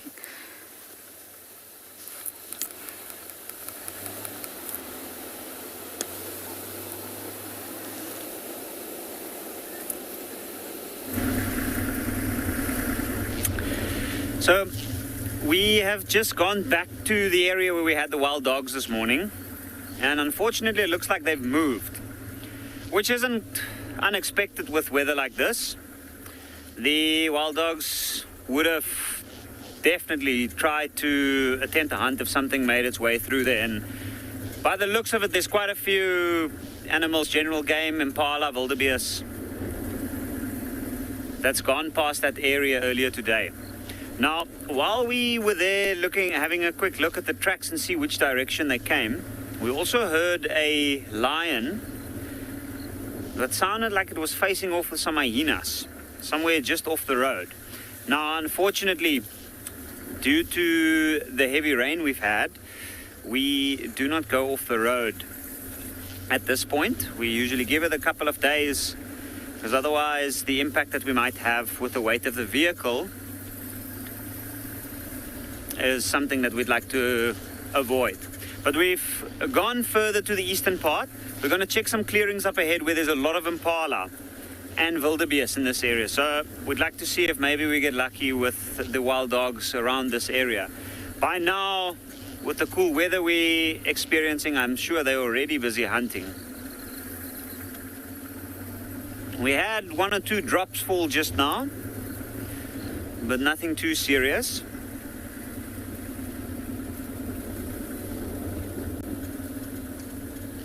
You can even see some blue sky in the distance.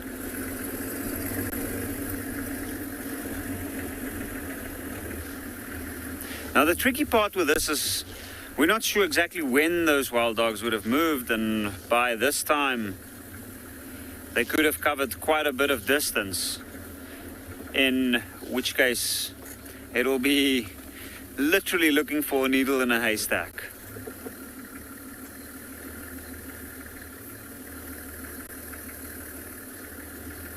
So we got to go with our gut feeling, and my gut feeling is that when they're hungry, they'll look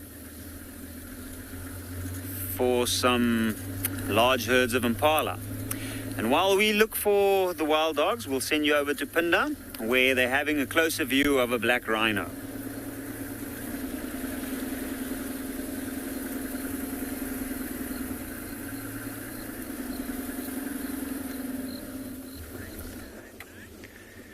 Welcome back to Panda, everybody. We have managed to get significantly closer to this rhino now. And you can see it really isn't actually as open as it looked like it was from the other side, but it is open nonetheless. The grass is quite long, so when he's walking with his head down now, quite tricky to see. But he's really walking right towards us, which is absolutely magical. The wind's blowing from behind him, so he won't be able to smell us until he moves past us. This is a bull. So he's on his own, slowly feeding on little shrubs. A lot of these bushes here are actually burnt old bushes, and the sugars have concentrated in those branches, so he'll be snacking on some of those. And then there's also a lot of new shoots and sprouts coming through on some of the slightly larger little shrubs. But this is about as good a black rhino sighting as one could ever hope and dream for. If you look at the shape of his ears, they're a little bit more rounded than white rhino. It's got a little bit of a nasty cut on across his ribs there. I don't know if you can see that. And if you look quite closely at his back, every now and again you'll see a whole lot of flies buzzing around. So it might be some sort of skin disease that's carried by flies. There's a skin disease among rhino that is transmitted by flies, so quite likely that that's what that is.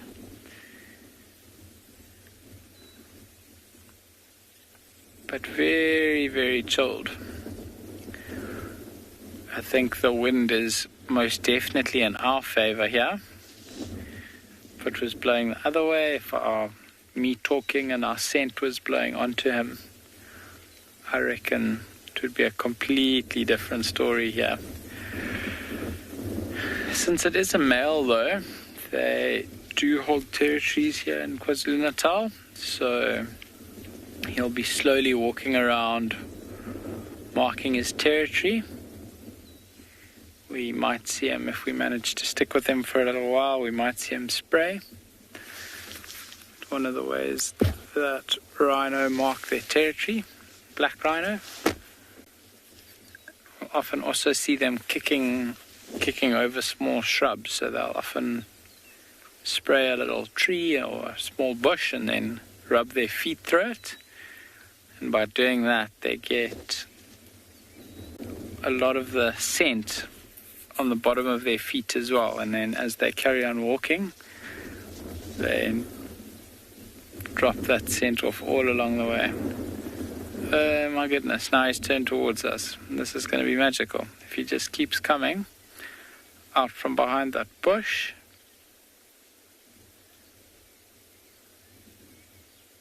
You can really quite clearly see the back.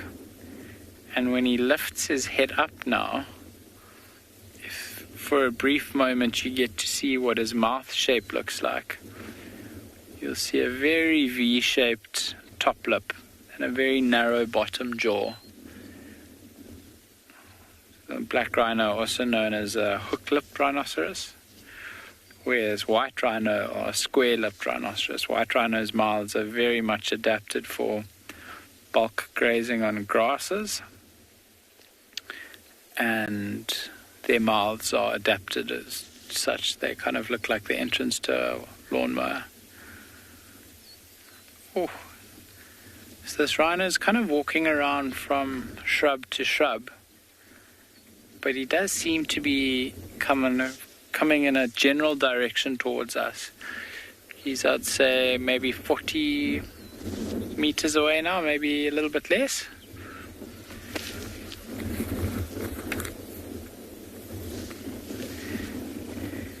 Slowly making his way this way. I think he might come out now and give us... Oh, there, he's spraying now. Just like I said.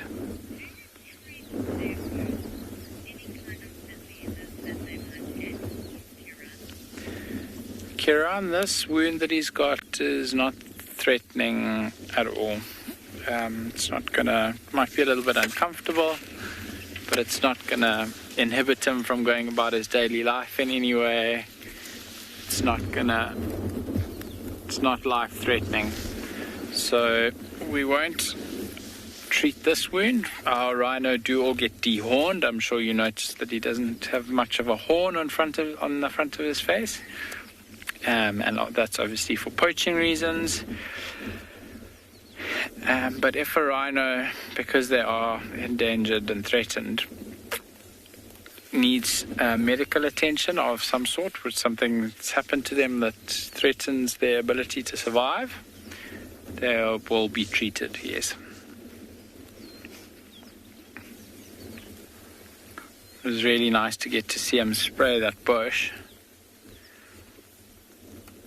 It might be the dominant bull in this area, so we're kind of on top of a little hill now. And he's walking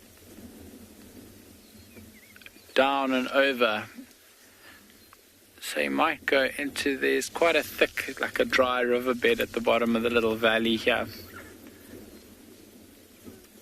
He's not really walking in any sort of general direction. He's almost done a full 360-degree circle now. He's just slowly feeding and marking his territory every now and again. You can see on the back of him is also caked in mud. So black rhino, like a lot of the other animals that our reserve wallow. Black rhino, elephants, warthogs, they all come out all different colors all the time because they're wallowing in different mud colors. This black rhino now looks a bit like a red rhino.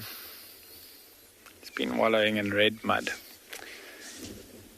Can't really see, but on the road, about 500 meters in front of us on the other side of the hill, the road goes very red again.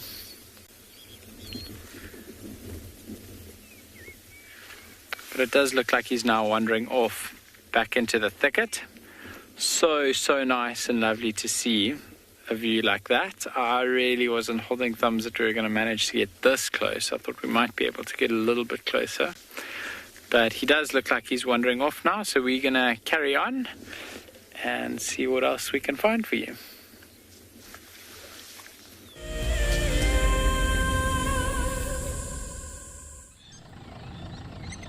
My favorite animal is a leopard, purely because I just think they are just the epitome of feline grace and power, and the way they can move about in any environment and remain hidden until they want to be seen, I just find incredibly intoxicating, and they're amazingly beautiful.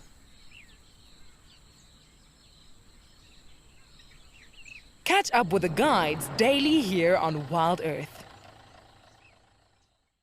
My name is Lauren, and I'm currently working in Djuma Private Game Reserve here in South Africa. I love answering your questions during the live safaris. It's my favorite part. It feels like you're on the vehicle with me, and I'm able to teach you exactly what you want to know. If you want to ask a question on WildEarth, then you need to register on our website. Once registered, you must go to the live safari page and ask your question below the live feed. An ever-increasing part of the global population is losing its connection with nature. WildEarth is here to reduce people's stress and anxiety, allowing you to escape into nature even just for a few hours a day. However, WildEarth is expensive to run, and we need help from you to keep this ship going. WildEarth Explorers gives you the opportunity to be part of a program that supports the sharing of nature with the world. Have you been watching WildEarth and dreamt of being right there on safari with one of the guides? Well, now you can. WildEarth is offering you a chance to buy a ticket to dream. You or a friend can hop on board a live WildEarth show and join our guide on safari. The ticket is redeemable at any of our locations, anytime in the future. Only a limited number of tickets are available, so don't wait. Get your ticket now and start dreaming. Terms and conditions apply. And just have a look at that beautiful sun's rays coming through the clouds. And here we have a wildebeest yearling, as well as a group with younger ones. And now I've noticed in between there's a few different ages. Now we started seeing the first wildebeest calves around Ngala at about December. And you can see some of these ones are a little bit older, like that one. And then the one off to the left is a little bit younger. In fact, quite a bit younger. It looks like that one might have... Well, maybe not that one. There was another one earlier. It looked like it might have been born in the last few days only. Now, these wildebeest have been calling for quite a while now. An alarm call. And you can see some of them are still feeding, which means that they're not seeing something specifically that they're calling at. They were all facing different directions as well. Now, my guess is at this point that there might be a chance that they are picking up on the scent of the wild dogs somewhere around this area. Like I said, this would be a good area for the wild dogs to come and look for prey to hunt. And what better to go for than these young wildebeest calves? They can't protect themselves. Like that little one, that's the little one I was looking for. You can see he doesn't even...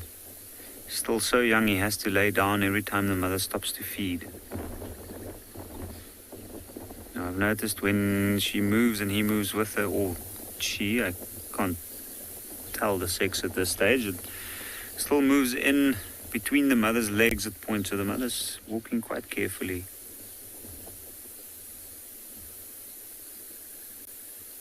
Now, one might think that there's no chance for a little wildebeest like this. But surprisingly, they're quite quick on their feet, even at this age already.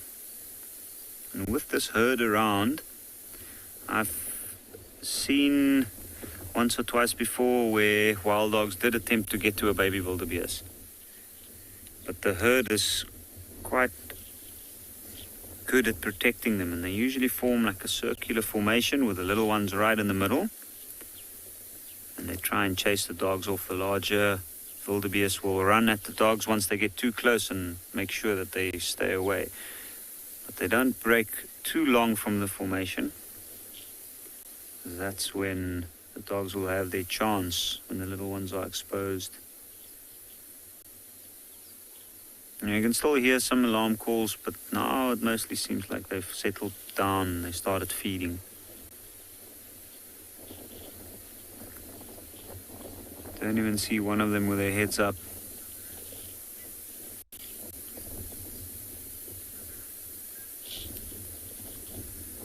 I'm not sure exactly I got that name correctly. Goose lover, if I'm not mistaken. But there are quite a few calves around at the moment. You can see, excuse me, it's horse lover. Horse lover, there is quite a few different calves. This one and the small little one laying down that we can only see the head of.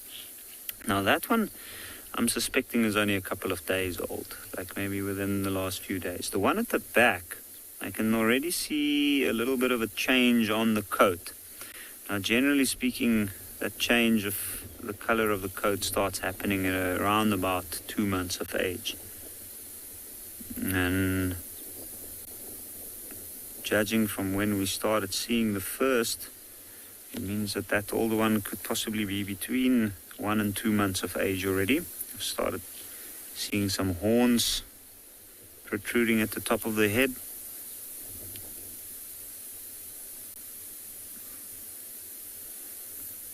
A little one like that is already capable of understanding the situation of danger, and if the herd has to move, it is very able to keep up with it.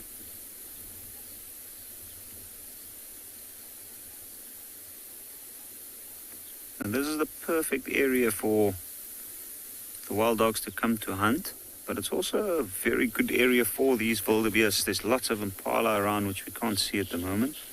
You can see it's quite open, so a large space to see if there's any danger coming. It's right near the Timbawati, so it's a big floodplain essentially, with all the good grasses and food growing in this area. There's these seasonal pans scattered throughout this area where these animals can go for water during the day, and if they need also to cool down.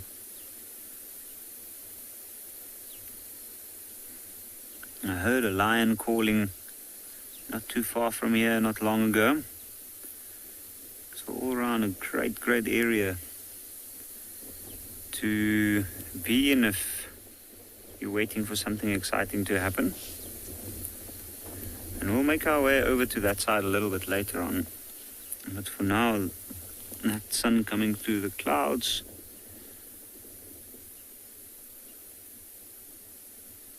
with the wildebeest relaxed and feeding in front, it's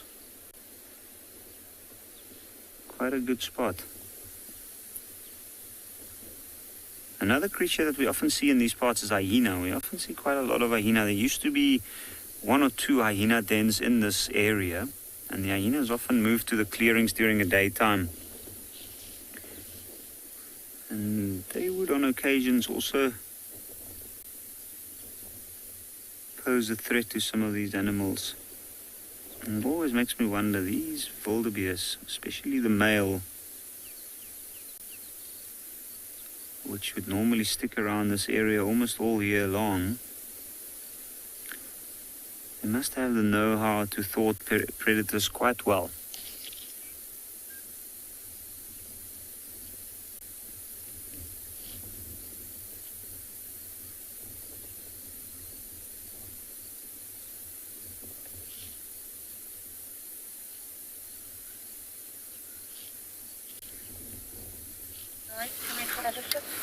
This is all very tense here.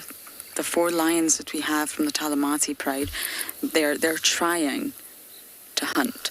The zebra is exactly what they are after, but yet they know they're visible. The zebra spotted them before they spotted the zebra. The impala have been alarm calling. It's all very tense. You can feel the tension in the air. The lions know what they want.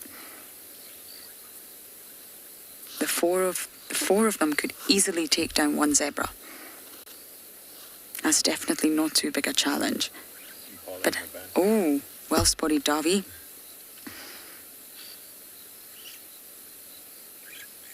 A brave female. But they know they're visible, and that's the issue. They can't rely on that element of surprise. They can't ambush. Everybody has seen them. Oh, look, look. But one female is determined. It's not impossible. The zebra are relying very heavily on the impala.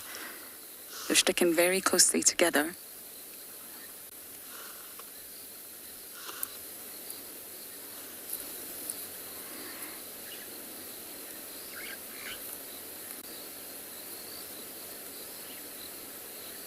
Not too alert over this side.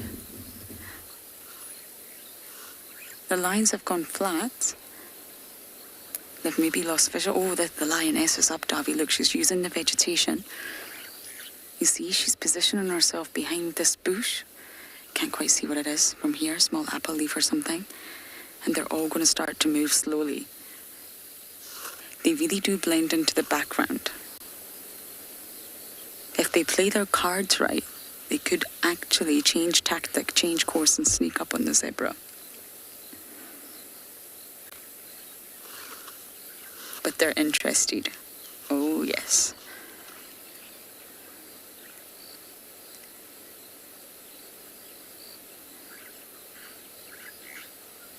Now, all it would take would be to get the zebra on the ground. Once the zebra's on the ground, it's not easy for them to get back up again.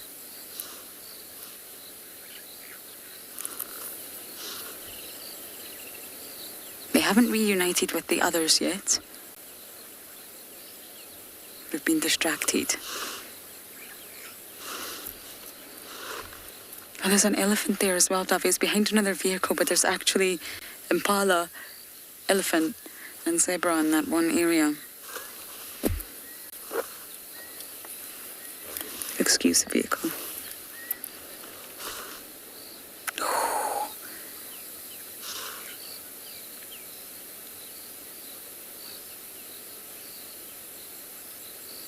I love it when lions do this.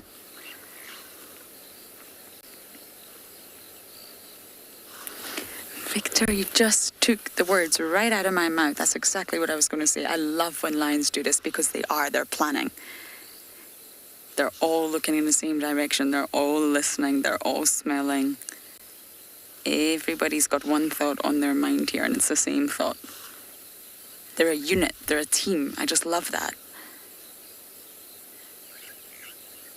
And they intrinsically know that if they were to go for a zebra, it's going to take all four of them.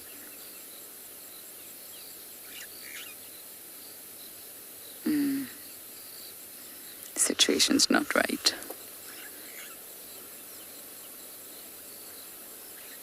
It's a long distance to cover.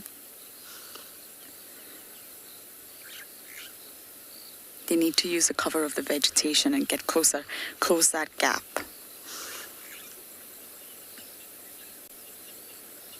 And the elephant's having a jolly good time. I mean, he's not fussed. But the impala and zebra are fussed.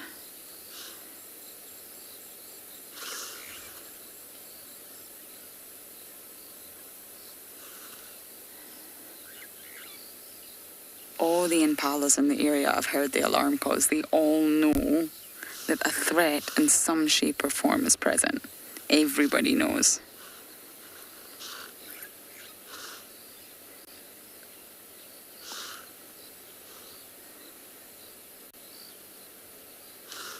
They're actually all looking in the wrong direction. I wonder if they can't see. Oh, they're nervous. But I don't think they can see them.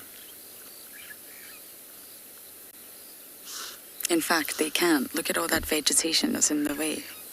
But they've heard all the alarm calls. They know something's wrong.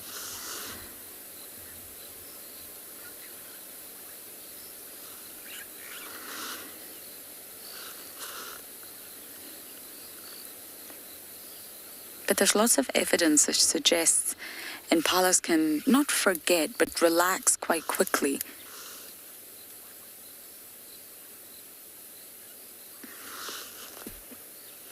which means that once the threat appears to be over, they can relax, and it almost appears as if they forget, but that's not the right word. They just go back to a sort of normal state.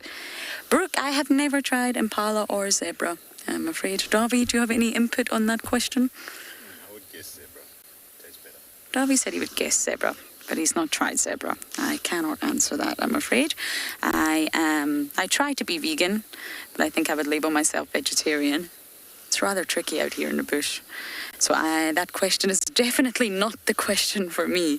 But maybe Andrew would have a better response to that one. Okay, they're on the move now. But they're definitely going to hunt tonight. I'm sure if it doesn't happen during this drive, we're going to wake up with the news that the Talamatis have hunted something.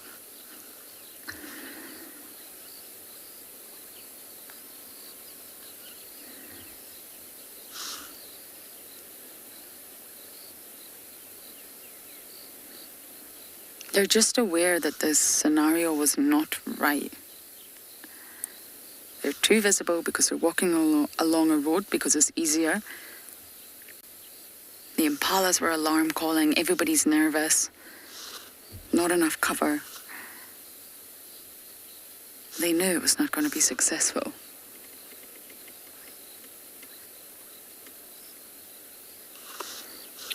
Yes, let's follow them.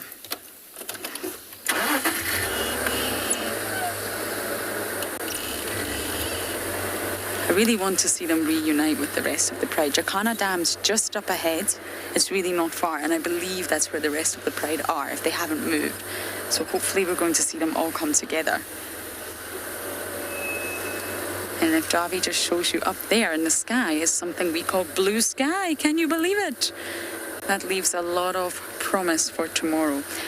So I'm going to follow these two Talamatis, and I believe Andrew is at one of my favorite places in the world, the Misikaya.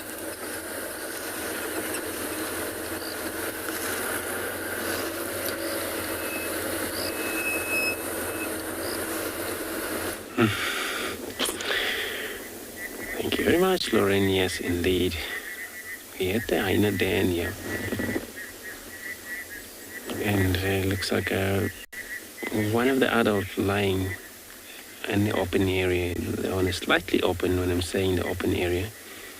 And this is where they have made a clear spot for themselves during a playing time. And it looks like we have a ribbon, I think. It's quite a little young one that's running around here.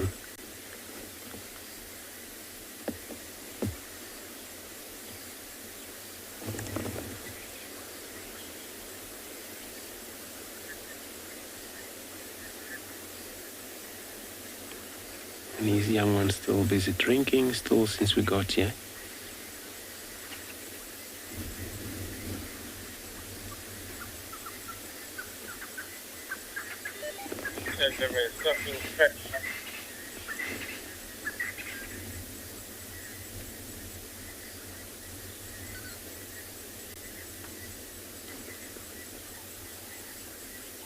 And the rest of the young one, their mother haven't yet arrived into the den, and that's why they have to wait. They don't really cross-drink from different mother.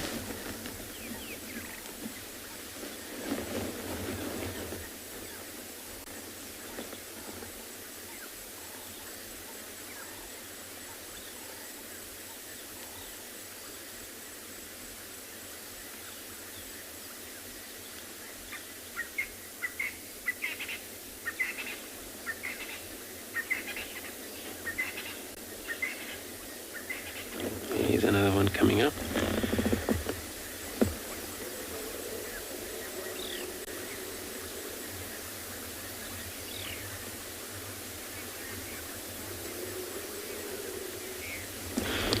So Clay asking how many hyena dens are active in Djuma at the moment. This is a very hyena dam that is active at the moment and that I know of. But it's quite a few older ones that they often reactivate, which there's a two on the eastern side of us where close to Torchwood boundary. And there's a two on the western side of here. And there's another one north, close to Beverly Soup boundary, or two of them in fact. Those are not been used for a while. And there's another one just as northeast of Djuma itself. A few of these dams that are not actually in use at the moment. So this one is very much one that it's in use.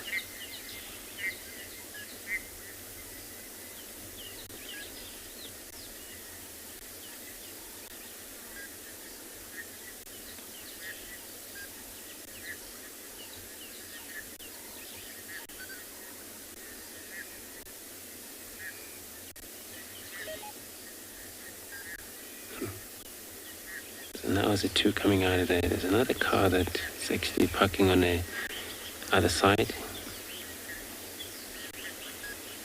And this one, they're actually playful, the young one, always visiting. They're all getting comfortable close to vehicles.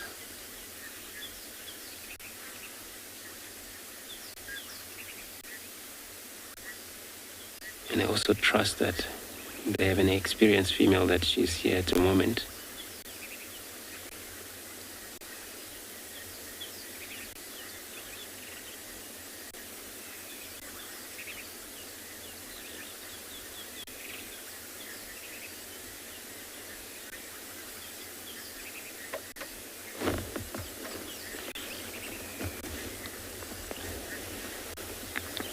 So, oh, it looks like they ran across there. I don't know what spooked them, but is that maybe they are very much active, whatever makes sound. So I'm going to stay put, yeah?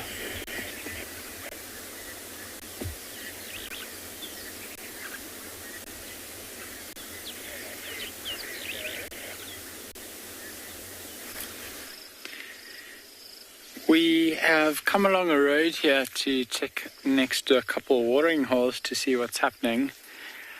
And up in this quite old dead tree, we found two eagles. So you can see as they're turning left, their heads around, you can see the head on the right and the head on the left. So this might be a pair.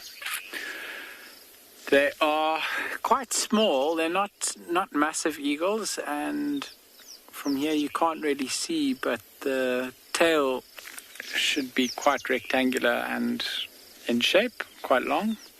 These are two little Warburg eagles, not uncommon on Panda. And in this afternoon light now, really, really beautiful view of them. There is a nest, a Warburg eagle nest not far from here, maybe, I'd say less than a K away. And as it starts cooling down now, a lot of the bigger raptors will start finding their roosting spots to spend the night. So when eagles aren't sitting and looking after chicks on the nest, they often won't necessarily roost near the nest site. And I was explaining earlier how vultures and some other large birds use thermals and the rising heat to power a lot of their flight. As it starts cooling down into the late afternoon, those thermals start getting weaker and weaker. And flying around consumes a lot more energy. So the animals or the big birds will start finding perches to sit on, where they'll probably spend the rest of the afternoon and the evening. And then only maybe tomorrow morning, when it starts heating up again, they'll take flight.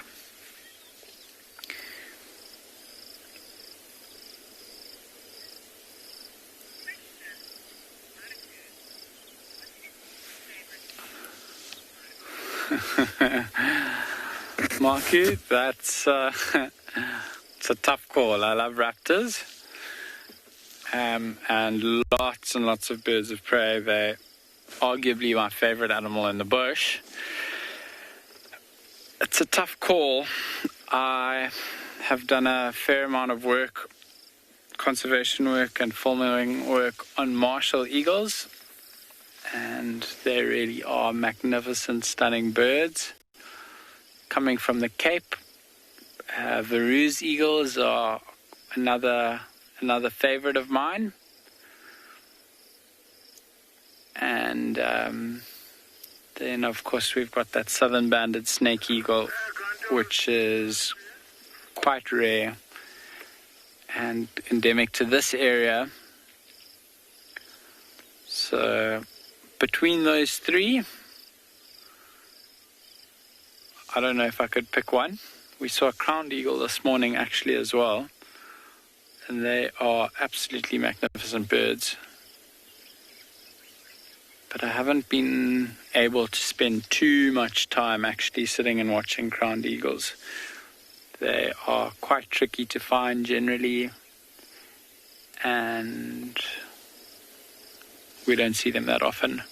We actually went on a little bit of a detour yesterday afternoon to try find an old crowned eagle nest that I was hoping was still active. But unfortunately it looked like the nest had blown out the tree. It was quite an old nest in an old dead fig tree right at the top. And when we went to go have a look yesterday, it looks like it's no longer there. So another really, really beautiful bird, the crowned eagle.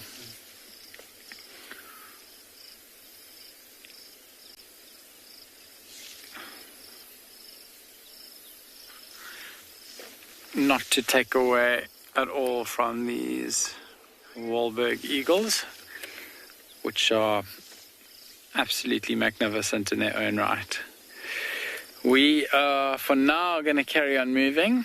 We're going to send you across to Lauren, who's got some lions for you guys, and we're going to see if we can find any other animals in this truly, truly beautiful afternoon light.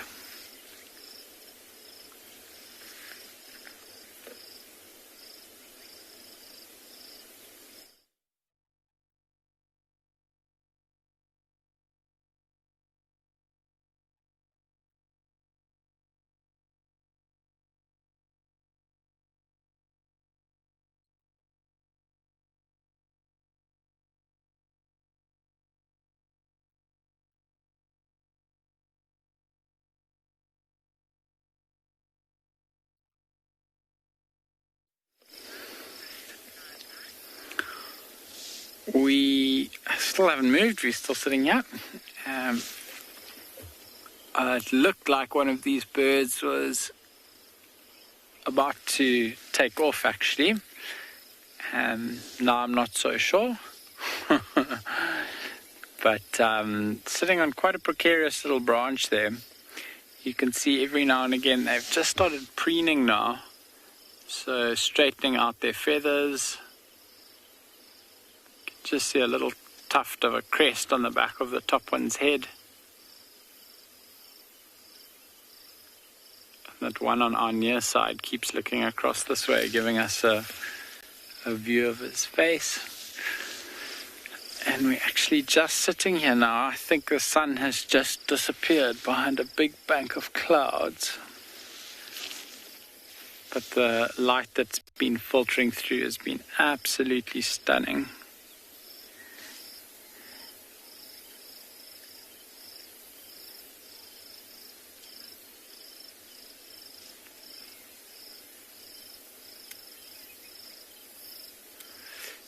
As well as using the thermals to kind of fly, these smaller eagles, in particular the Warburg's eagles, will use what we call slope soaring quite a lot as well.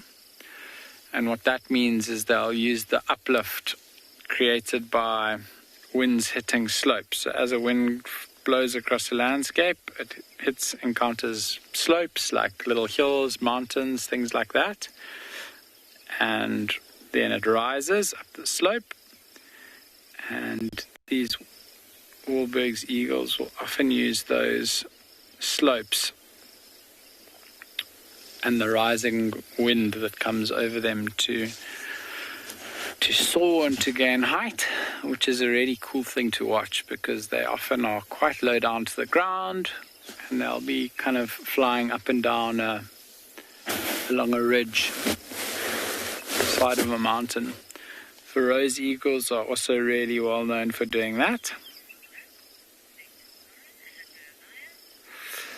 Okay, let's try head across to Lauren again, and I want to go.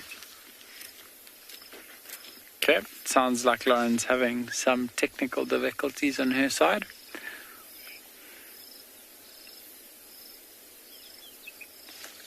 So we'll just stay with these Warburgs for a little bit longer. You can see a very characteristic little bit of yellow on the bill.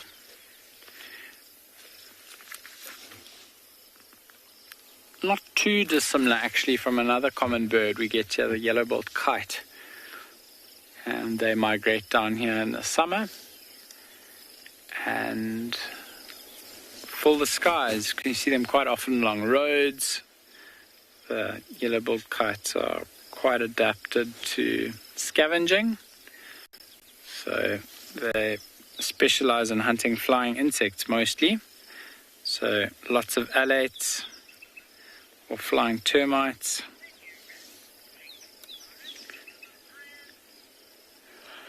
All right, let's try go across to Lauren one more time.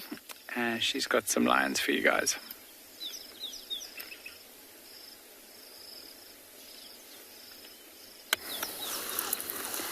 That was probably my most favorite moment with the Talamatis. I've never seen anything like it. Darby will show you just on the other side of the dam, way under that tree there. I'm not sure what tree it is from this distance. The rest of the pride were there. When they saw the 4 members come into the area, they ran at full speed to meet with the others. There was so much joy, there was so much tenderness. Oh, it's so, so lovely. It's all died down a bit now, I'm afraid. They have gone to their usual state of being a lion. But you can see we're now at Jacana Dam. They knew exactly where the rest of the pride were. They were contact calling. They just followed the sounds. It's easy for them. That would have been a lot more tricky for a human to follow those sounds. One, we probably wouldn't hear them from that distance. And 2, human sense of direction with sound is not as accurate. We know the rough direction. Oh, dear me.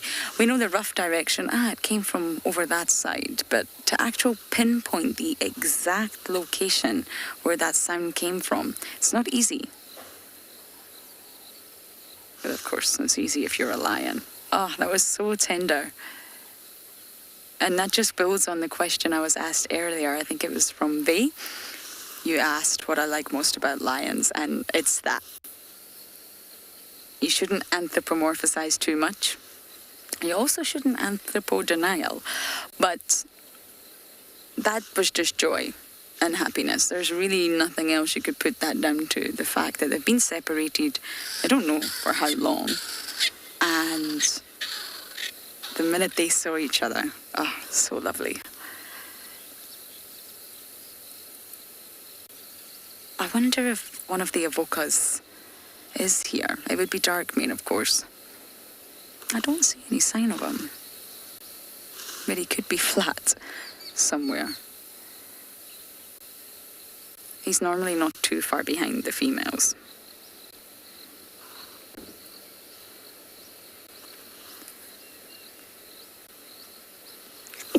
Excuse me, bless me.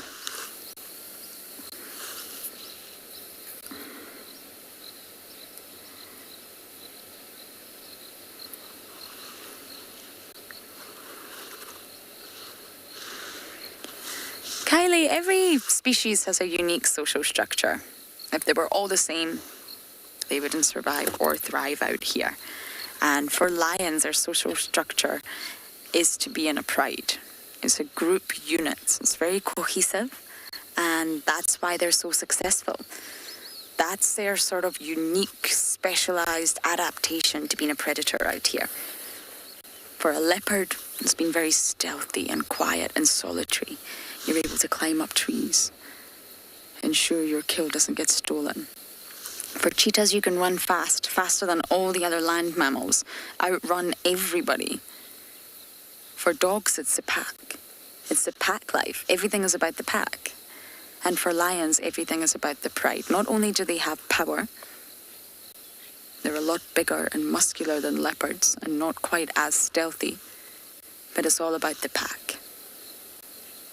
That's their social structure. The pride, sorry, I just said pack. I'm thinking about dogs' pride. And of course, for males, it's slightly tricky. There's sub-adults males here in this pride. And once they reach a certain age, they get pushed out by the females. And we call this being ousted. So because there's 3 males, most likely they will go on to form a coalition together. They'll be related. And when they're ousted, it won't be too rough on them. They'll probably band together as young males in their own little bachelor unit, and slowly but surely they'll form a coalition and they'll get ready to, well, set up a territory in time. It's all about the social structure in lions. For older males, it's a coalition, and for the females, it's a pride.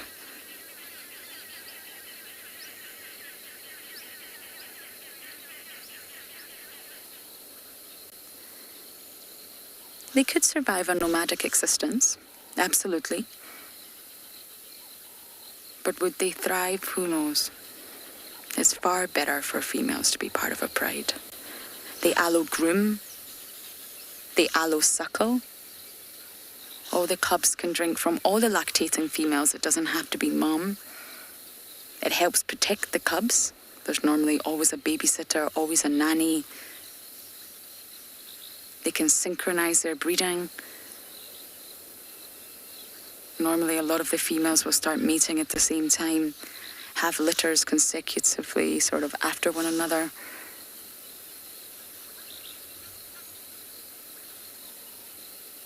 Instead of a leopard, one mother looking after the cubs, you have many females who can all contribute to the rearing of the offspring.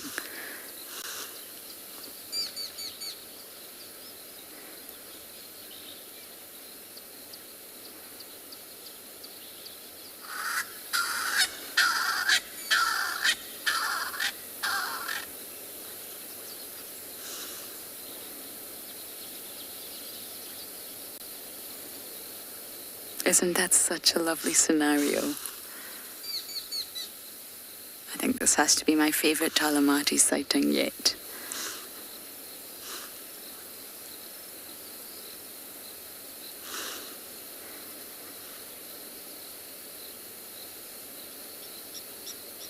What was that in the water behind it? Did you see that? I also missed that.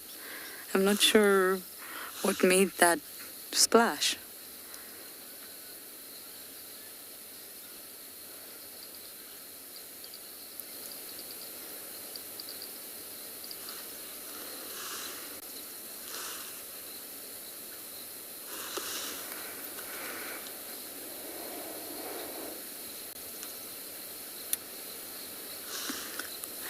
Oak tree, I'm not sure. I would have to do a body count. We have got some in front of us. It's just not as pretty because they're not silhouetted by the water.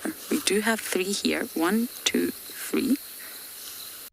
I'm scared to move the vehicle in case we lose signal. 4, 5, 6, 7, 8, 9, 10.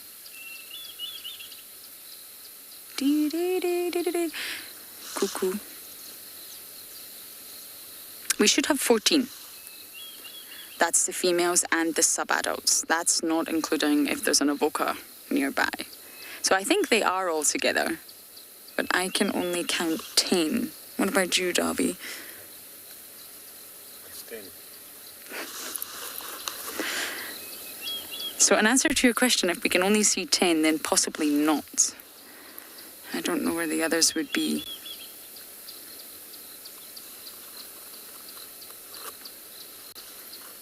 It's hard sometimes when the vegetation's so thick.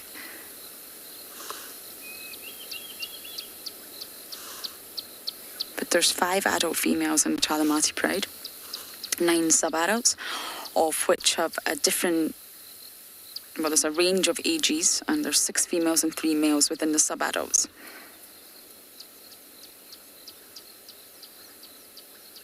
And it's between 1.5 years to 2 years.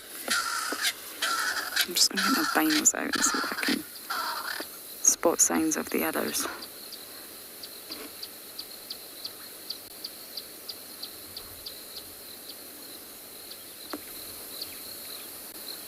I don't spot any signs of them, but I don't imagine they'll be too far.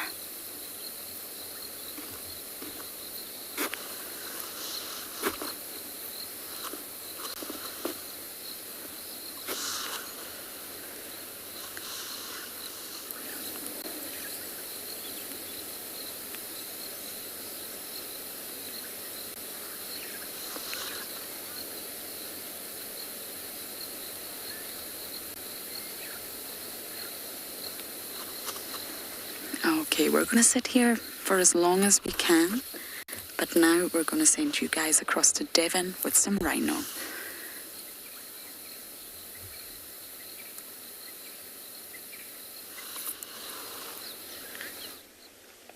Alrighty, so quite a nice little contrast here. We've got a little crash of white rhino. You can see that distinct hump in the middle of their back that I was telling you the black rhino doesn't have earlier. And also these animals are being a lot more social than black rhino. In particular that one we saw, but also in general they are a lot more social. These youngsters here are jousting a little bit, so they're pushing each other around. You can see those two kind of sub-adults play fighting a little bit. Quite normal for young rhino to be messing around a little bit, having a little bit of a game. These two are kind of headbutting each other a little bit. You can see, oh, definitely a game though. One might just go to sleep. So the animal on the far left is adult female. Most likely one of these rhino right close by to her are her calf. And then there's what I think from seeing these rhino before is a pair of bachelors. So 2 slightly older males that are not quite dominant or fully grown yet, that are hanging around this female and her calf. The calf and the one sub-adult male is just rubbing up against each other now.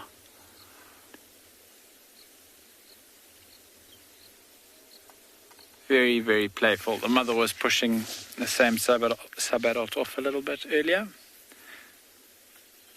But you can see they're quite used to close contact, being near to each other. Yeah.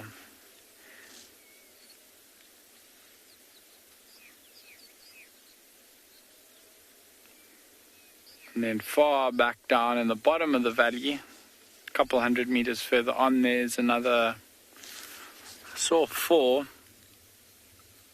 There might be 5. So this is obviously where the white rhino are hanging out today.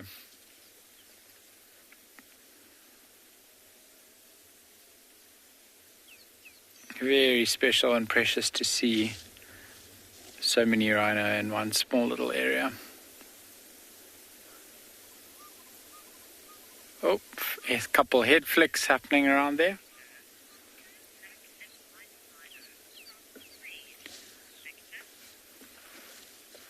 Victor, no, black and white rhino don't breed with each other. Their behavior and personalities are very, very different. So they don't mingle much. I don't think I've ever seen them together. Definitely not in as close proximity as these white rhino are now. They will occupy kind of the same general area, maybe So these hills, these rolling hills on the side here with the thickets in the bottom. There might be black rhino in the bottom and white rhino up on the slopes here. But we don't really see them interacting with each other very often, if ever.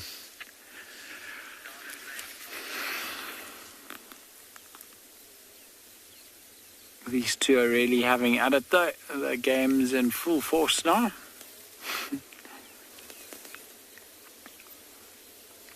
There's a lot of pushing and backing and forthing that's happening.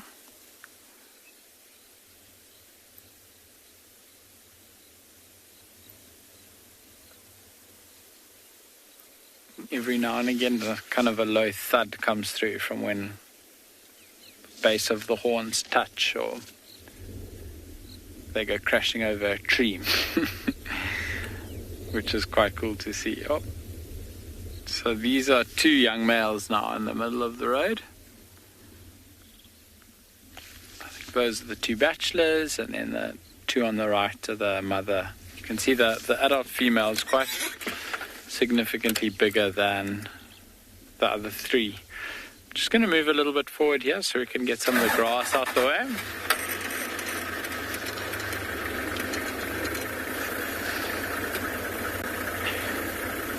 In terms of being nervous around vehicles, these white rhino are much more relaxed than the black rhino are.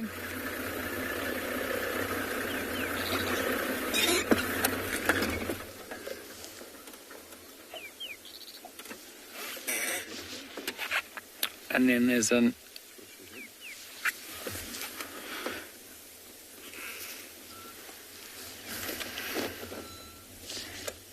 pushing and backing and forthing and shoving's carrying on. But you can see it's very much not like an aggressive game that's happening there. When there's aggression among animals in the bush, the interaction is a lot more intense than it is right now. This is very much a little playful back and forth that's happening.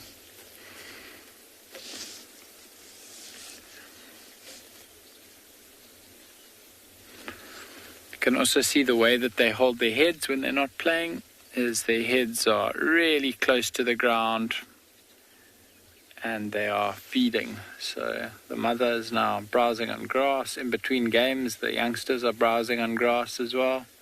Grazing, I should say, rather. And grass grows on the ground. So, oh, there's the mother's getting a little bit irritated now.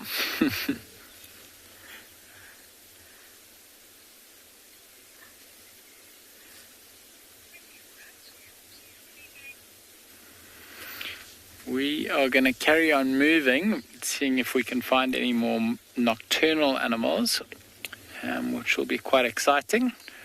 But we'll be sure to come straight back across to you if we find anything else.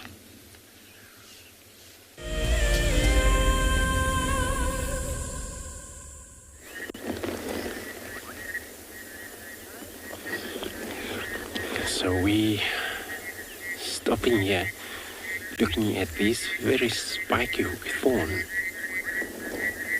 that you can see there, and it's actually now regrowth of these acacia trees that they are actually a favorite for most browsers, such as a giraffe, kurus, and nyalas, those type of animals. And then, but seeing how they actually now figured out, or how they manage avoid these very hooky thorns, it's incredible.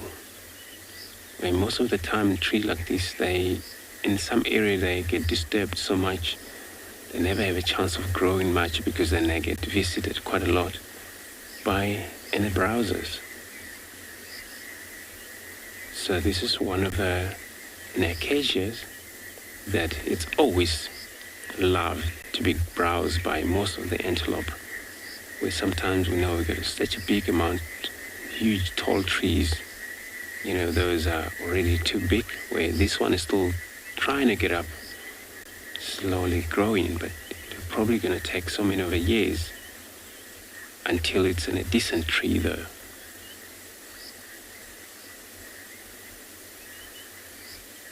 acacia nigritis. Nope font. It's amazing reddish color that's taking place, so it shows that it's still wanting to grow up so much faster. Hopefully this raining season before the end.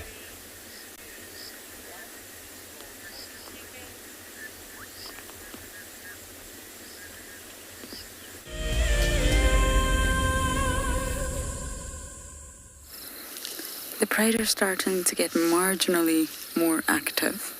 It's getting darker here, and unfortunately we will have to leave when it starts to get dark.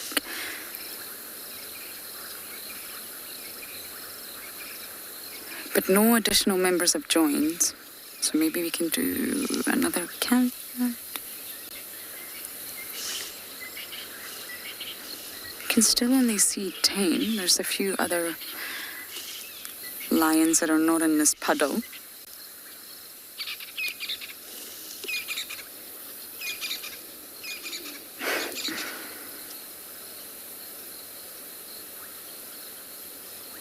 We saw the female with the injury earlier, and it's definitely healing. Those two sort of open wounds on her legs.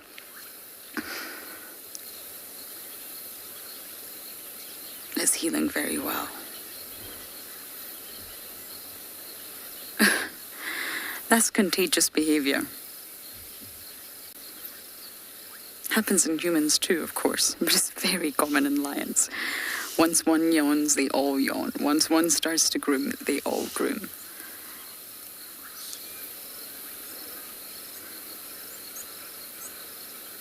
It's a big yawn.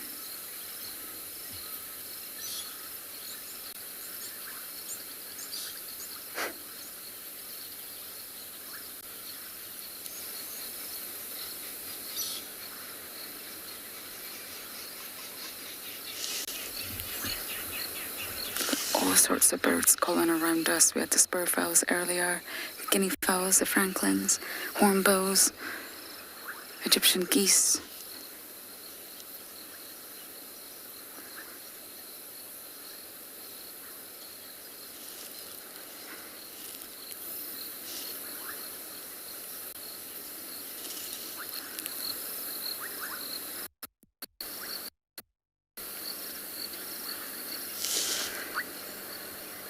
Sorry, Mel, one more time with that question from Glenn. Can you describe the smell?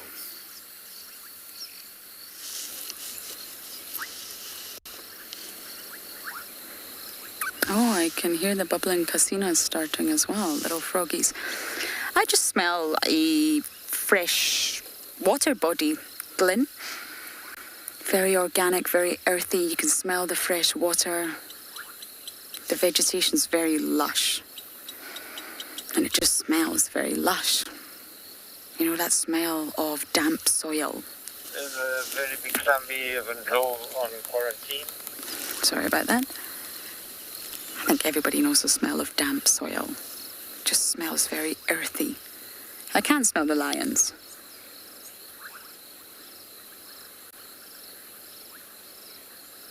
They actually don't have an odour tonight. They can do, if they've been feasting on a very large carcass. But otherwise, it just smells very fresh.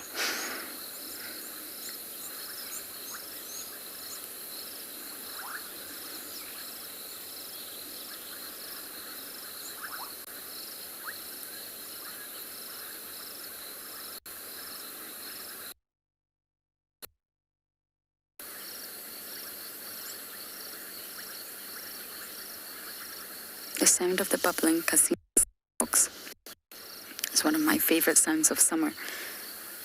It goes all through the night. And it literally sounds like bubbling.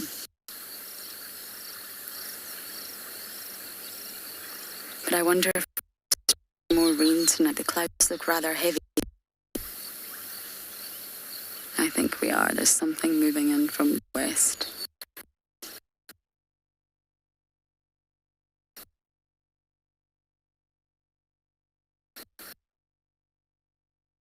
So we're going to now, hopefully we'll be able to see them with something that they may have. For now,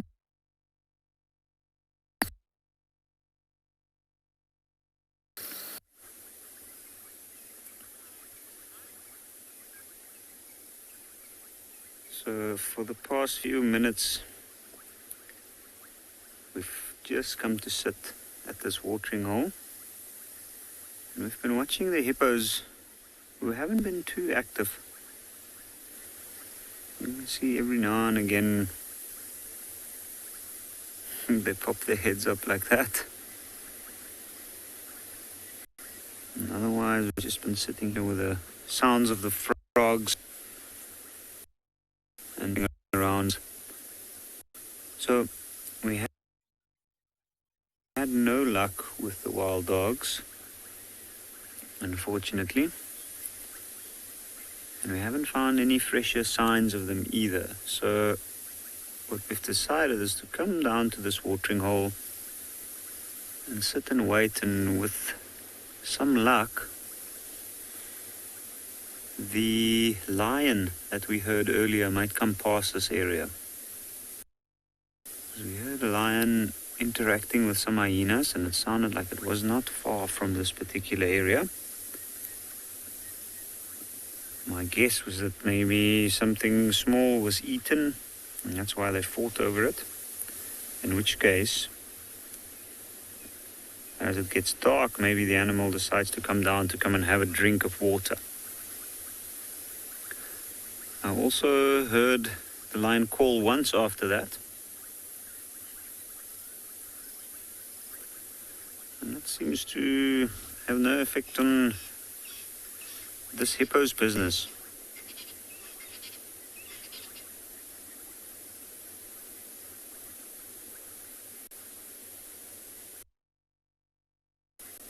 And that's pretty amazing. Like often when we drive up to the watering holes here, we don't see the hippos. And all you see is that trail of little bubbles and a shimmer on the water where they've moved. And they can move quite quickly under the water. You can see it looks like they have just a gentle bite over the muzzle of the other one. And that's what they've been doing every time we saw them bring their heads up. The one had its mouth open across the muzzle of the other one. Now the hippos in this particular area, in this watering hole, a male hippo that's come in a while. The others come and go. We see tracks leave this watering hole often and then come back.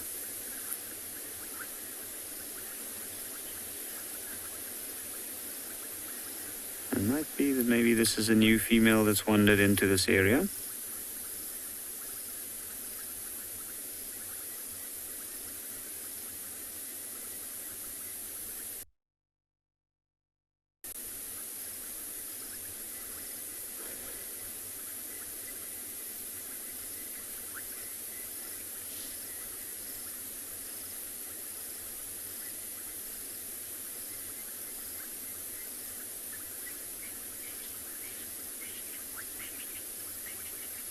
And you can see when they disappear, almost no indication that they were here.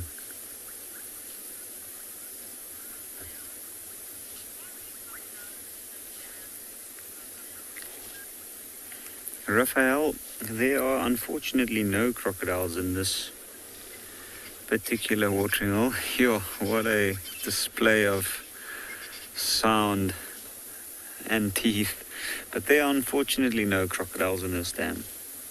In fact, I have not seen one here ever since I've been on Ngala. And I don't know if there ever were. Crocodiles do move about quite a lot though, especially if we have good rains like we've been having this season so far. Who knows, it's not impossible for one to wander from afar over towards this side.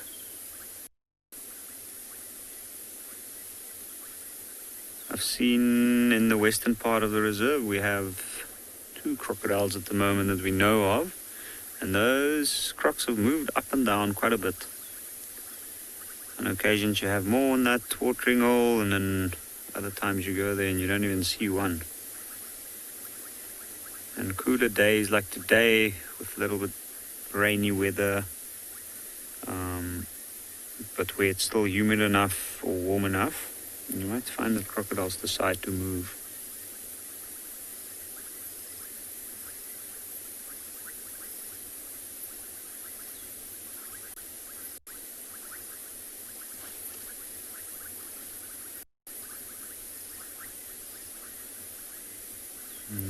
All we see on the opposite side is some elephant dung.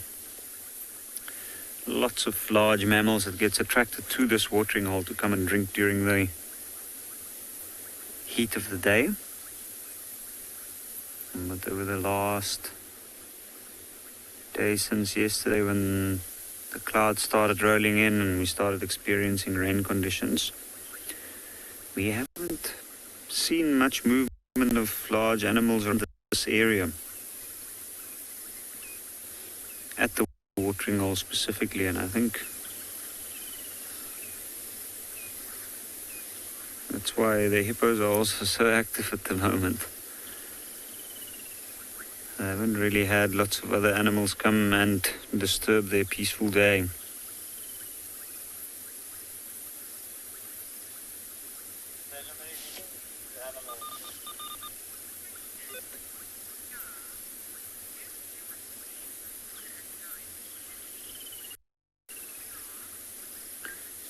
Scar, these hippos will leave the water tonight to go and feed, and they will probably, it's difficult to say exactly which way they'll go, but they usually have very well-trodden, set-out pathways that follow.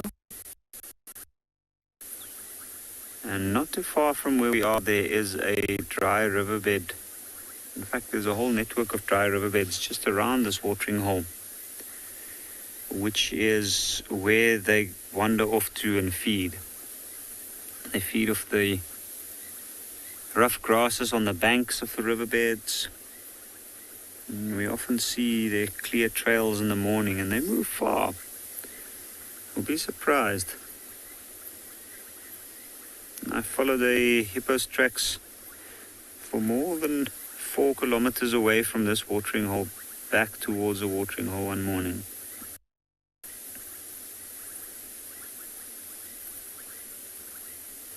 Even with the little ones, the mother and the little one move quite far.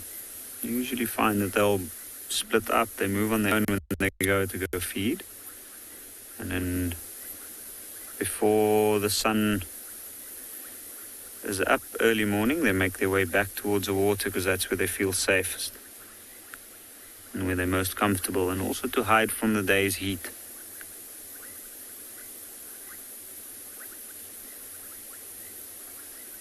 And I'm sure, looking at the activity that these two are showing us at the moment, I think they might start to move at least towards the edge of the water within the next half an hour. Minutes.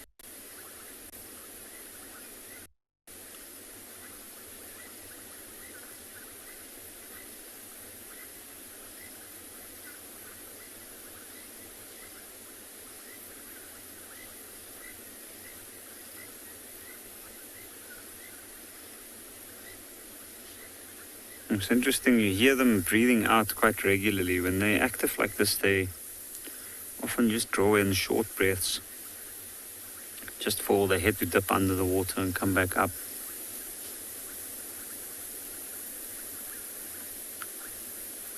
There we go. See that hippo's already starting to move towards the shallower side of the watering hole.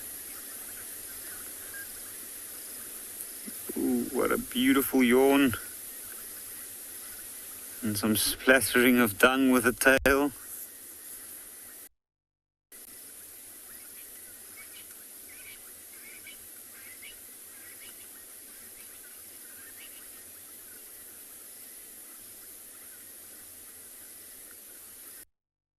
Now that is a territorial display, as well as the yawn or the gape, to show off those big tusks. And that's why I'm thinking this is a male hippo. The other one is a female. Maybe what we were seeing might be a little bit of courtship going on there. It looks like he's moving back towards the deeper part. But the same way he marked now, he will also, once he moves out of the water, along the pathways that he'll use tonight.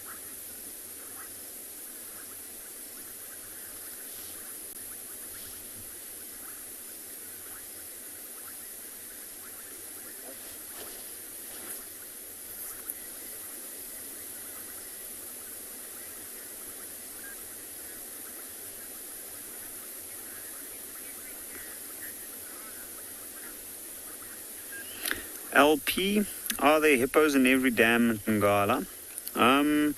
No, they are not. The hippos generally prefers the larger bodies of water, like this particular one. And since 2016, we've only really started seeing the levels of water that we have in a good season return over the last year or two. These hippos need to have a substantial amount of water that can cover their entire body, especially when it's hot during the day.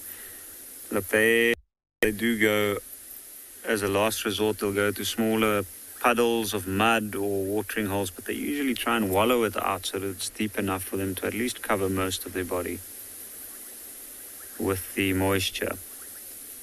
So a lot of the dams, watering holes, especially the man-made ones, they are a little bit small and therefore we don't see hippos in them. Unless it's an extreme case during the height of the drought where you might see other bull hippos get pushed out by the stronger, more dominant males, and then as they move off into a new area, they have to use whatever they can find.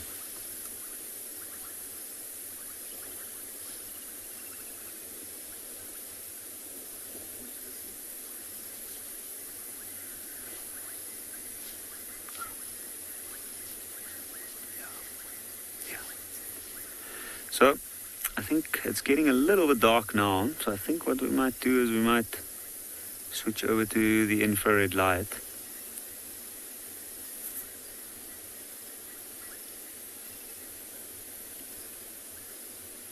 Because if we're really lucky, we might actually see these hippos emerge from the water. And you can see...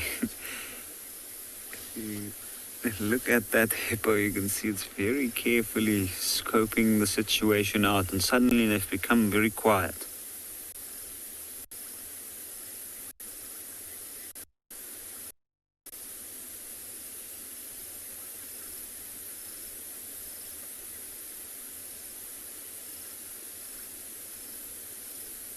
There's a bit of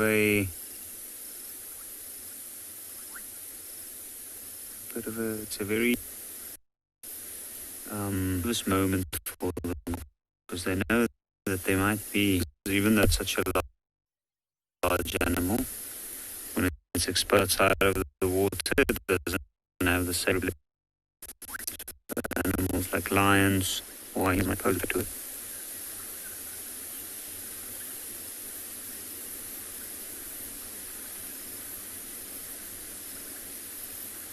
You can see they're carefully listening out, anything approaching, carefully looking around. Hi.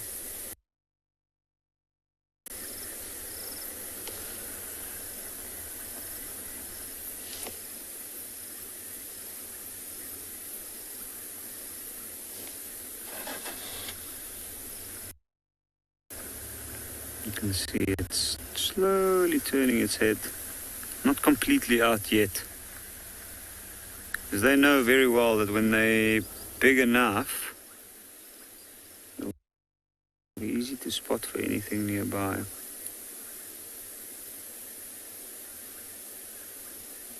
I find it amazing though that they've just suddenly become dead quiet.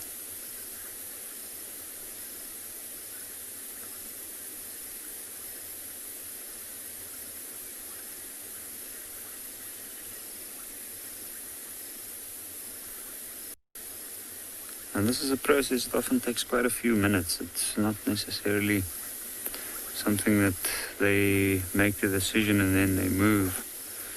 They actually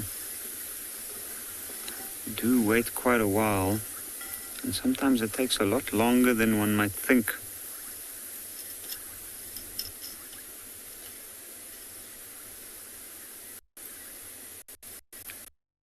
There's another yawn by the male.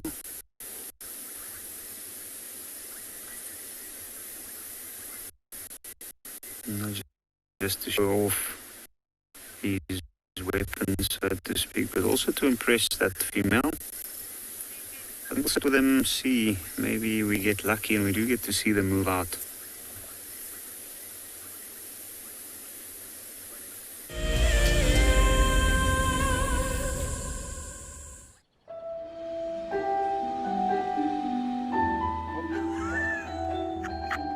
Is it just pretended to be dead?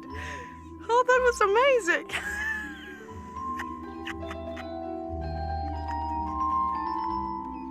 I can't. How do I handle this? That is hands down the coolest. Expect the unexpected here on WildEarth Daily. Hi, my name is Taylor McCurdy and I'm coming to you from eco training here on Pridelands. My most favorite animal in Africa has to be the elephant that's behind me, and this is Kumo, you'll meet him. But elephants just in general, they're really sociable, they're always doing something, and I love to see the interactions between the members of the herd. Catch up with the guides daily here on WildEarth. For the month of January 2021, we are offering a chance to win a unique WildEarth expedition to the magnificent Tswalu Kalahari. From the ancient Kortai's Kruger Mountains to the southern Kalahari's red sand dunes, Tswalu offers what travelers crave most: space and time. The winner will explore this landscape in a vehicle, on foot, or on horseback, with a chance to go behind the scenes with WildEarth and of course meet the meerkats. The prize includes a 3-night stay for you and a friend at the luxury Motse Lodge, including flights from either Johannesburg or Cape Town. Open to all WildEarth explorers who have signed up before the end of January 2021. Terms and conditions apply.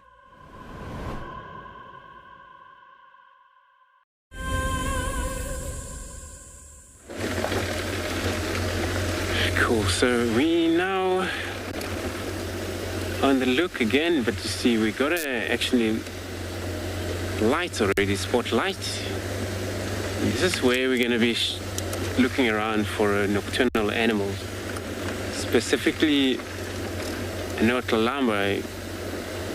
We believe that she is still going to be around here, so that maybe we couldn't find her or know exactly where she'd gone to. So this is how we're going to be searching around with the spotlight, trying to pick up some reflection of their eyes. If she didn't kill anything, then she might probably come out in the dark. Started to move about, hunt.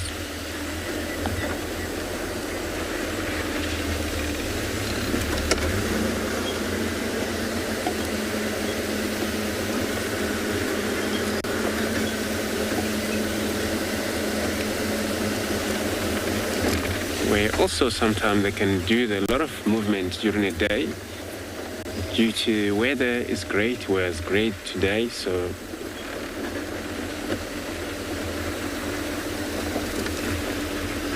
if she was on move or she did a lot of move, then she probably done a lot of hunting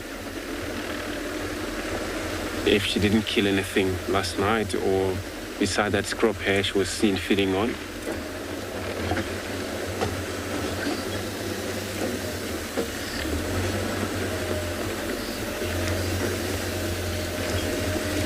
Which was nothing there, it was just a little bit of a snack and that scrub hare, and it was done, I think. And probably look for another hunt after that.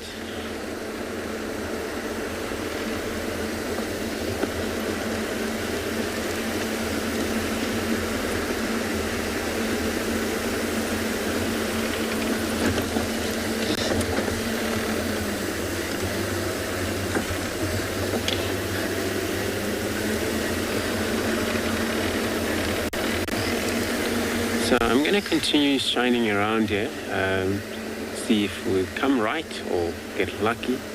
I'm going to be sending you across to Devil with the landscape.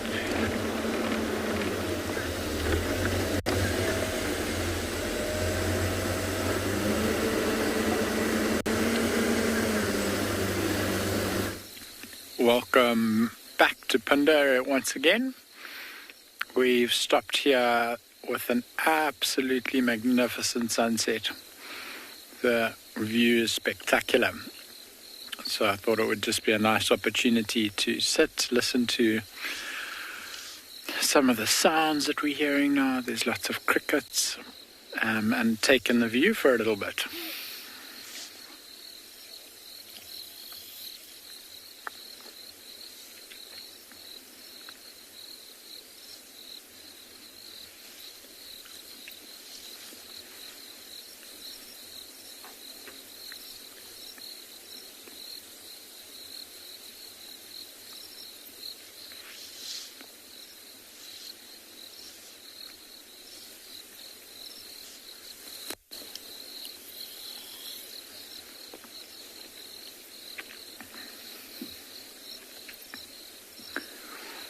We really do have a spectacular view out over the rolling hills with the bottom of the Lubombo mountain range here, and it's just spectacular.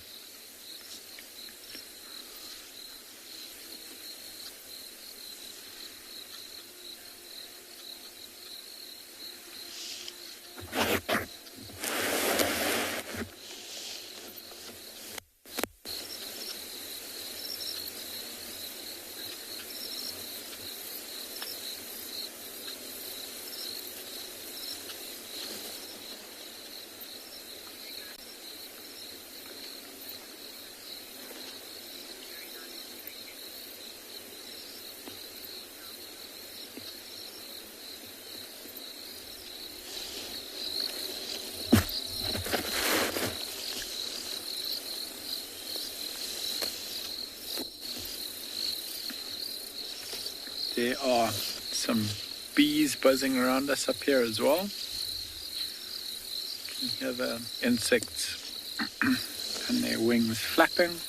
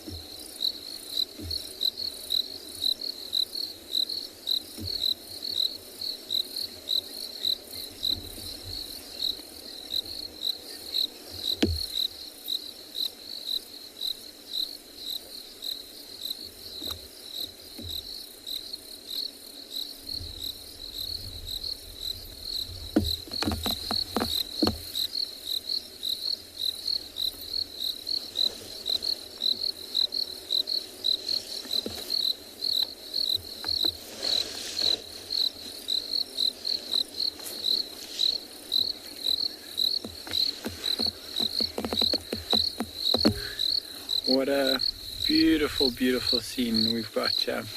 We are going to leave you now and send you across to Ngala, where they've got a watering hole with some interesting creatures inside it.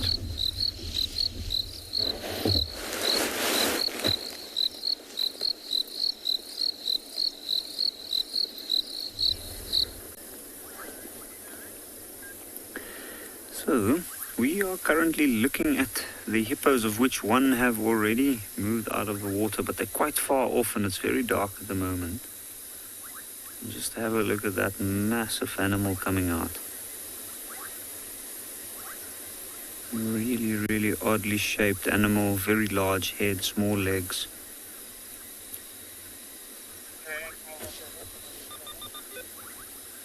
Have a look at that. It's marking territory. Using the tail almost like a rudder and spraying the excrement all over the crown where it gets out. And it, funnily enough, always gets out on that very same spot that it is now. There's a little pathway going up there. It goes past a smaller watering hole that's formed just to the just off to the side of this big one as a runoff. All the excess water gathers there.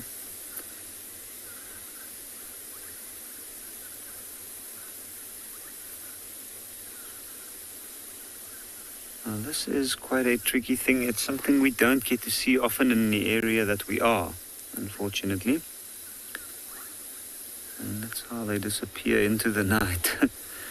Now these hippos, in areas where there's not flowing water, they tend to be a lot less active during the daytime, and they usually move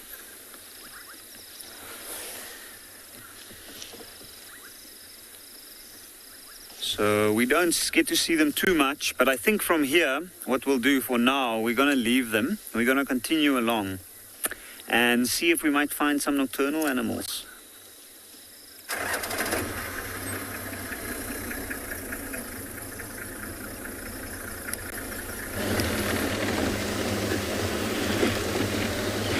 Thank you very much. So we are still now checking. We actually on a western side of a quarantine, and this is where the last visual of Kalamba was.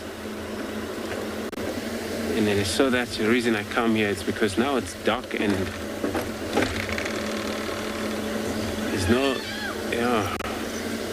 there's no generic game around here, except for that there was actually elephant trumpeting on the far end that I just heard. But these old impalas have moved away from here. There was a lot of them yesterday.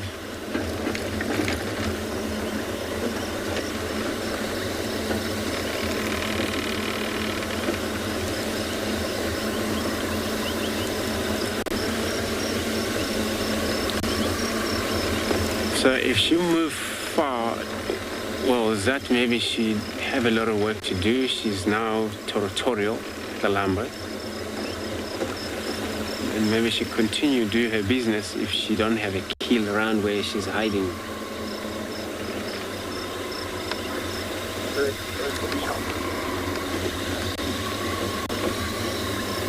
And this mission of territory, it's just continuously non-stop.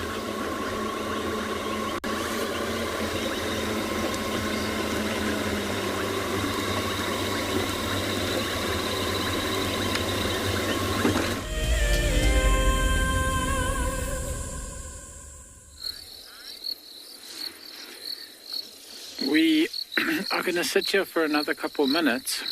We can just see some stars starting to come through, and we're just going to sit for a little while and listen to hear all of these amazing sounds that we can hear coming through now. All of the night sounds are starting to come through, and it's absolutely spectacular.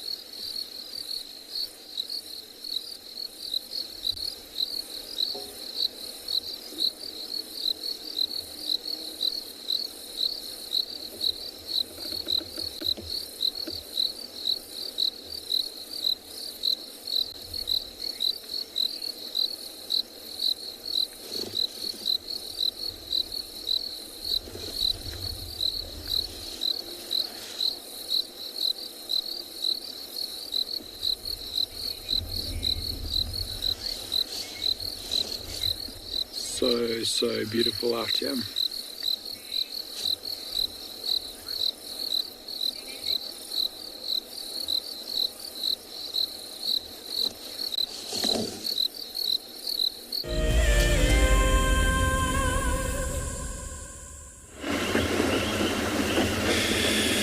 Alright, so we now have completed the western end of the quarantine.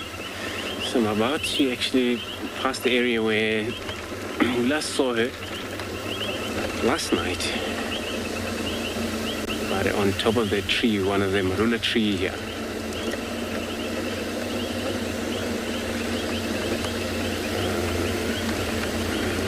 There's a scrub here. Hey, bunny. So there's a scrub here right in front of us. But it's probably one of the scrub hare that was partner of the one that died. Because we're not actually far from the area. It's right in front of us where we had her on top of the tree.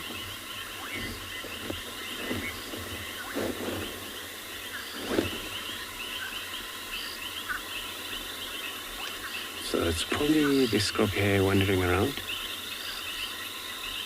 since the partner has gone.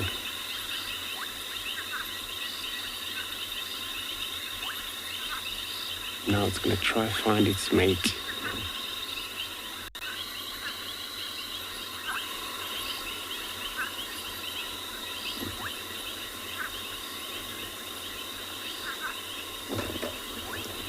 Actually, here are our grass eater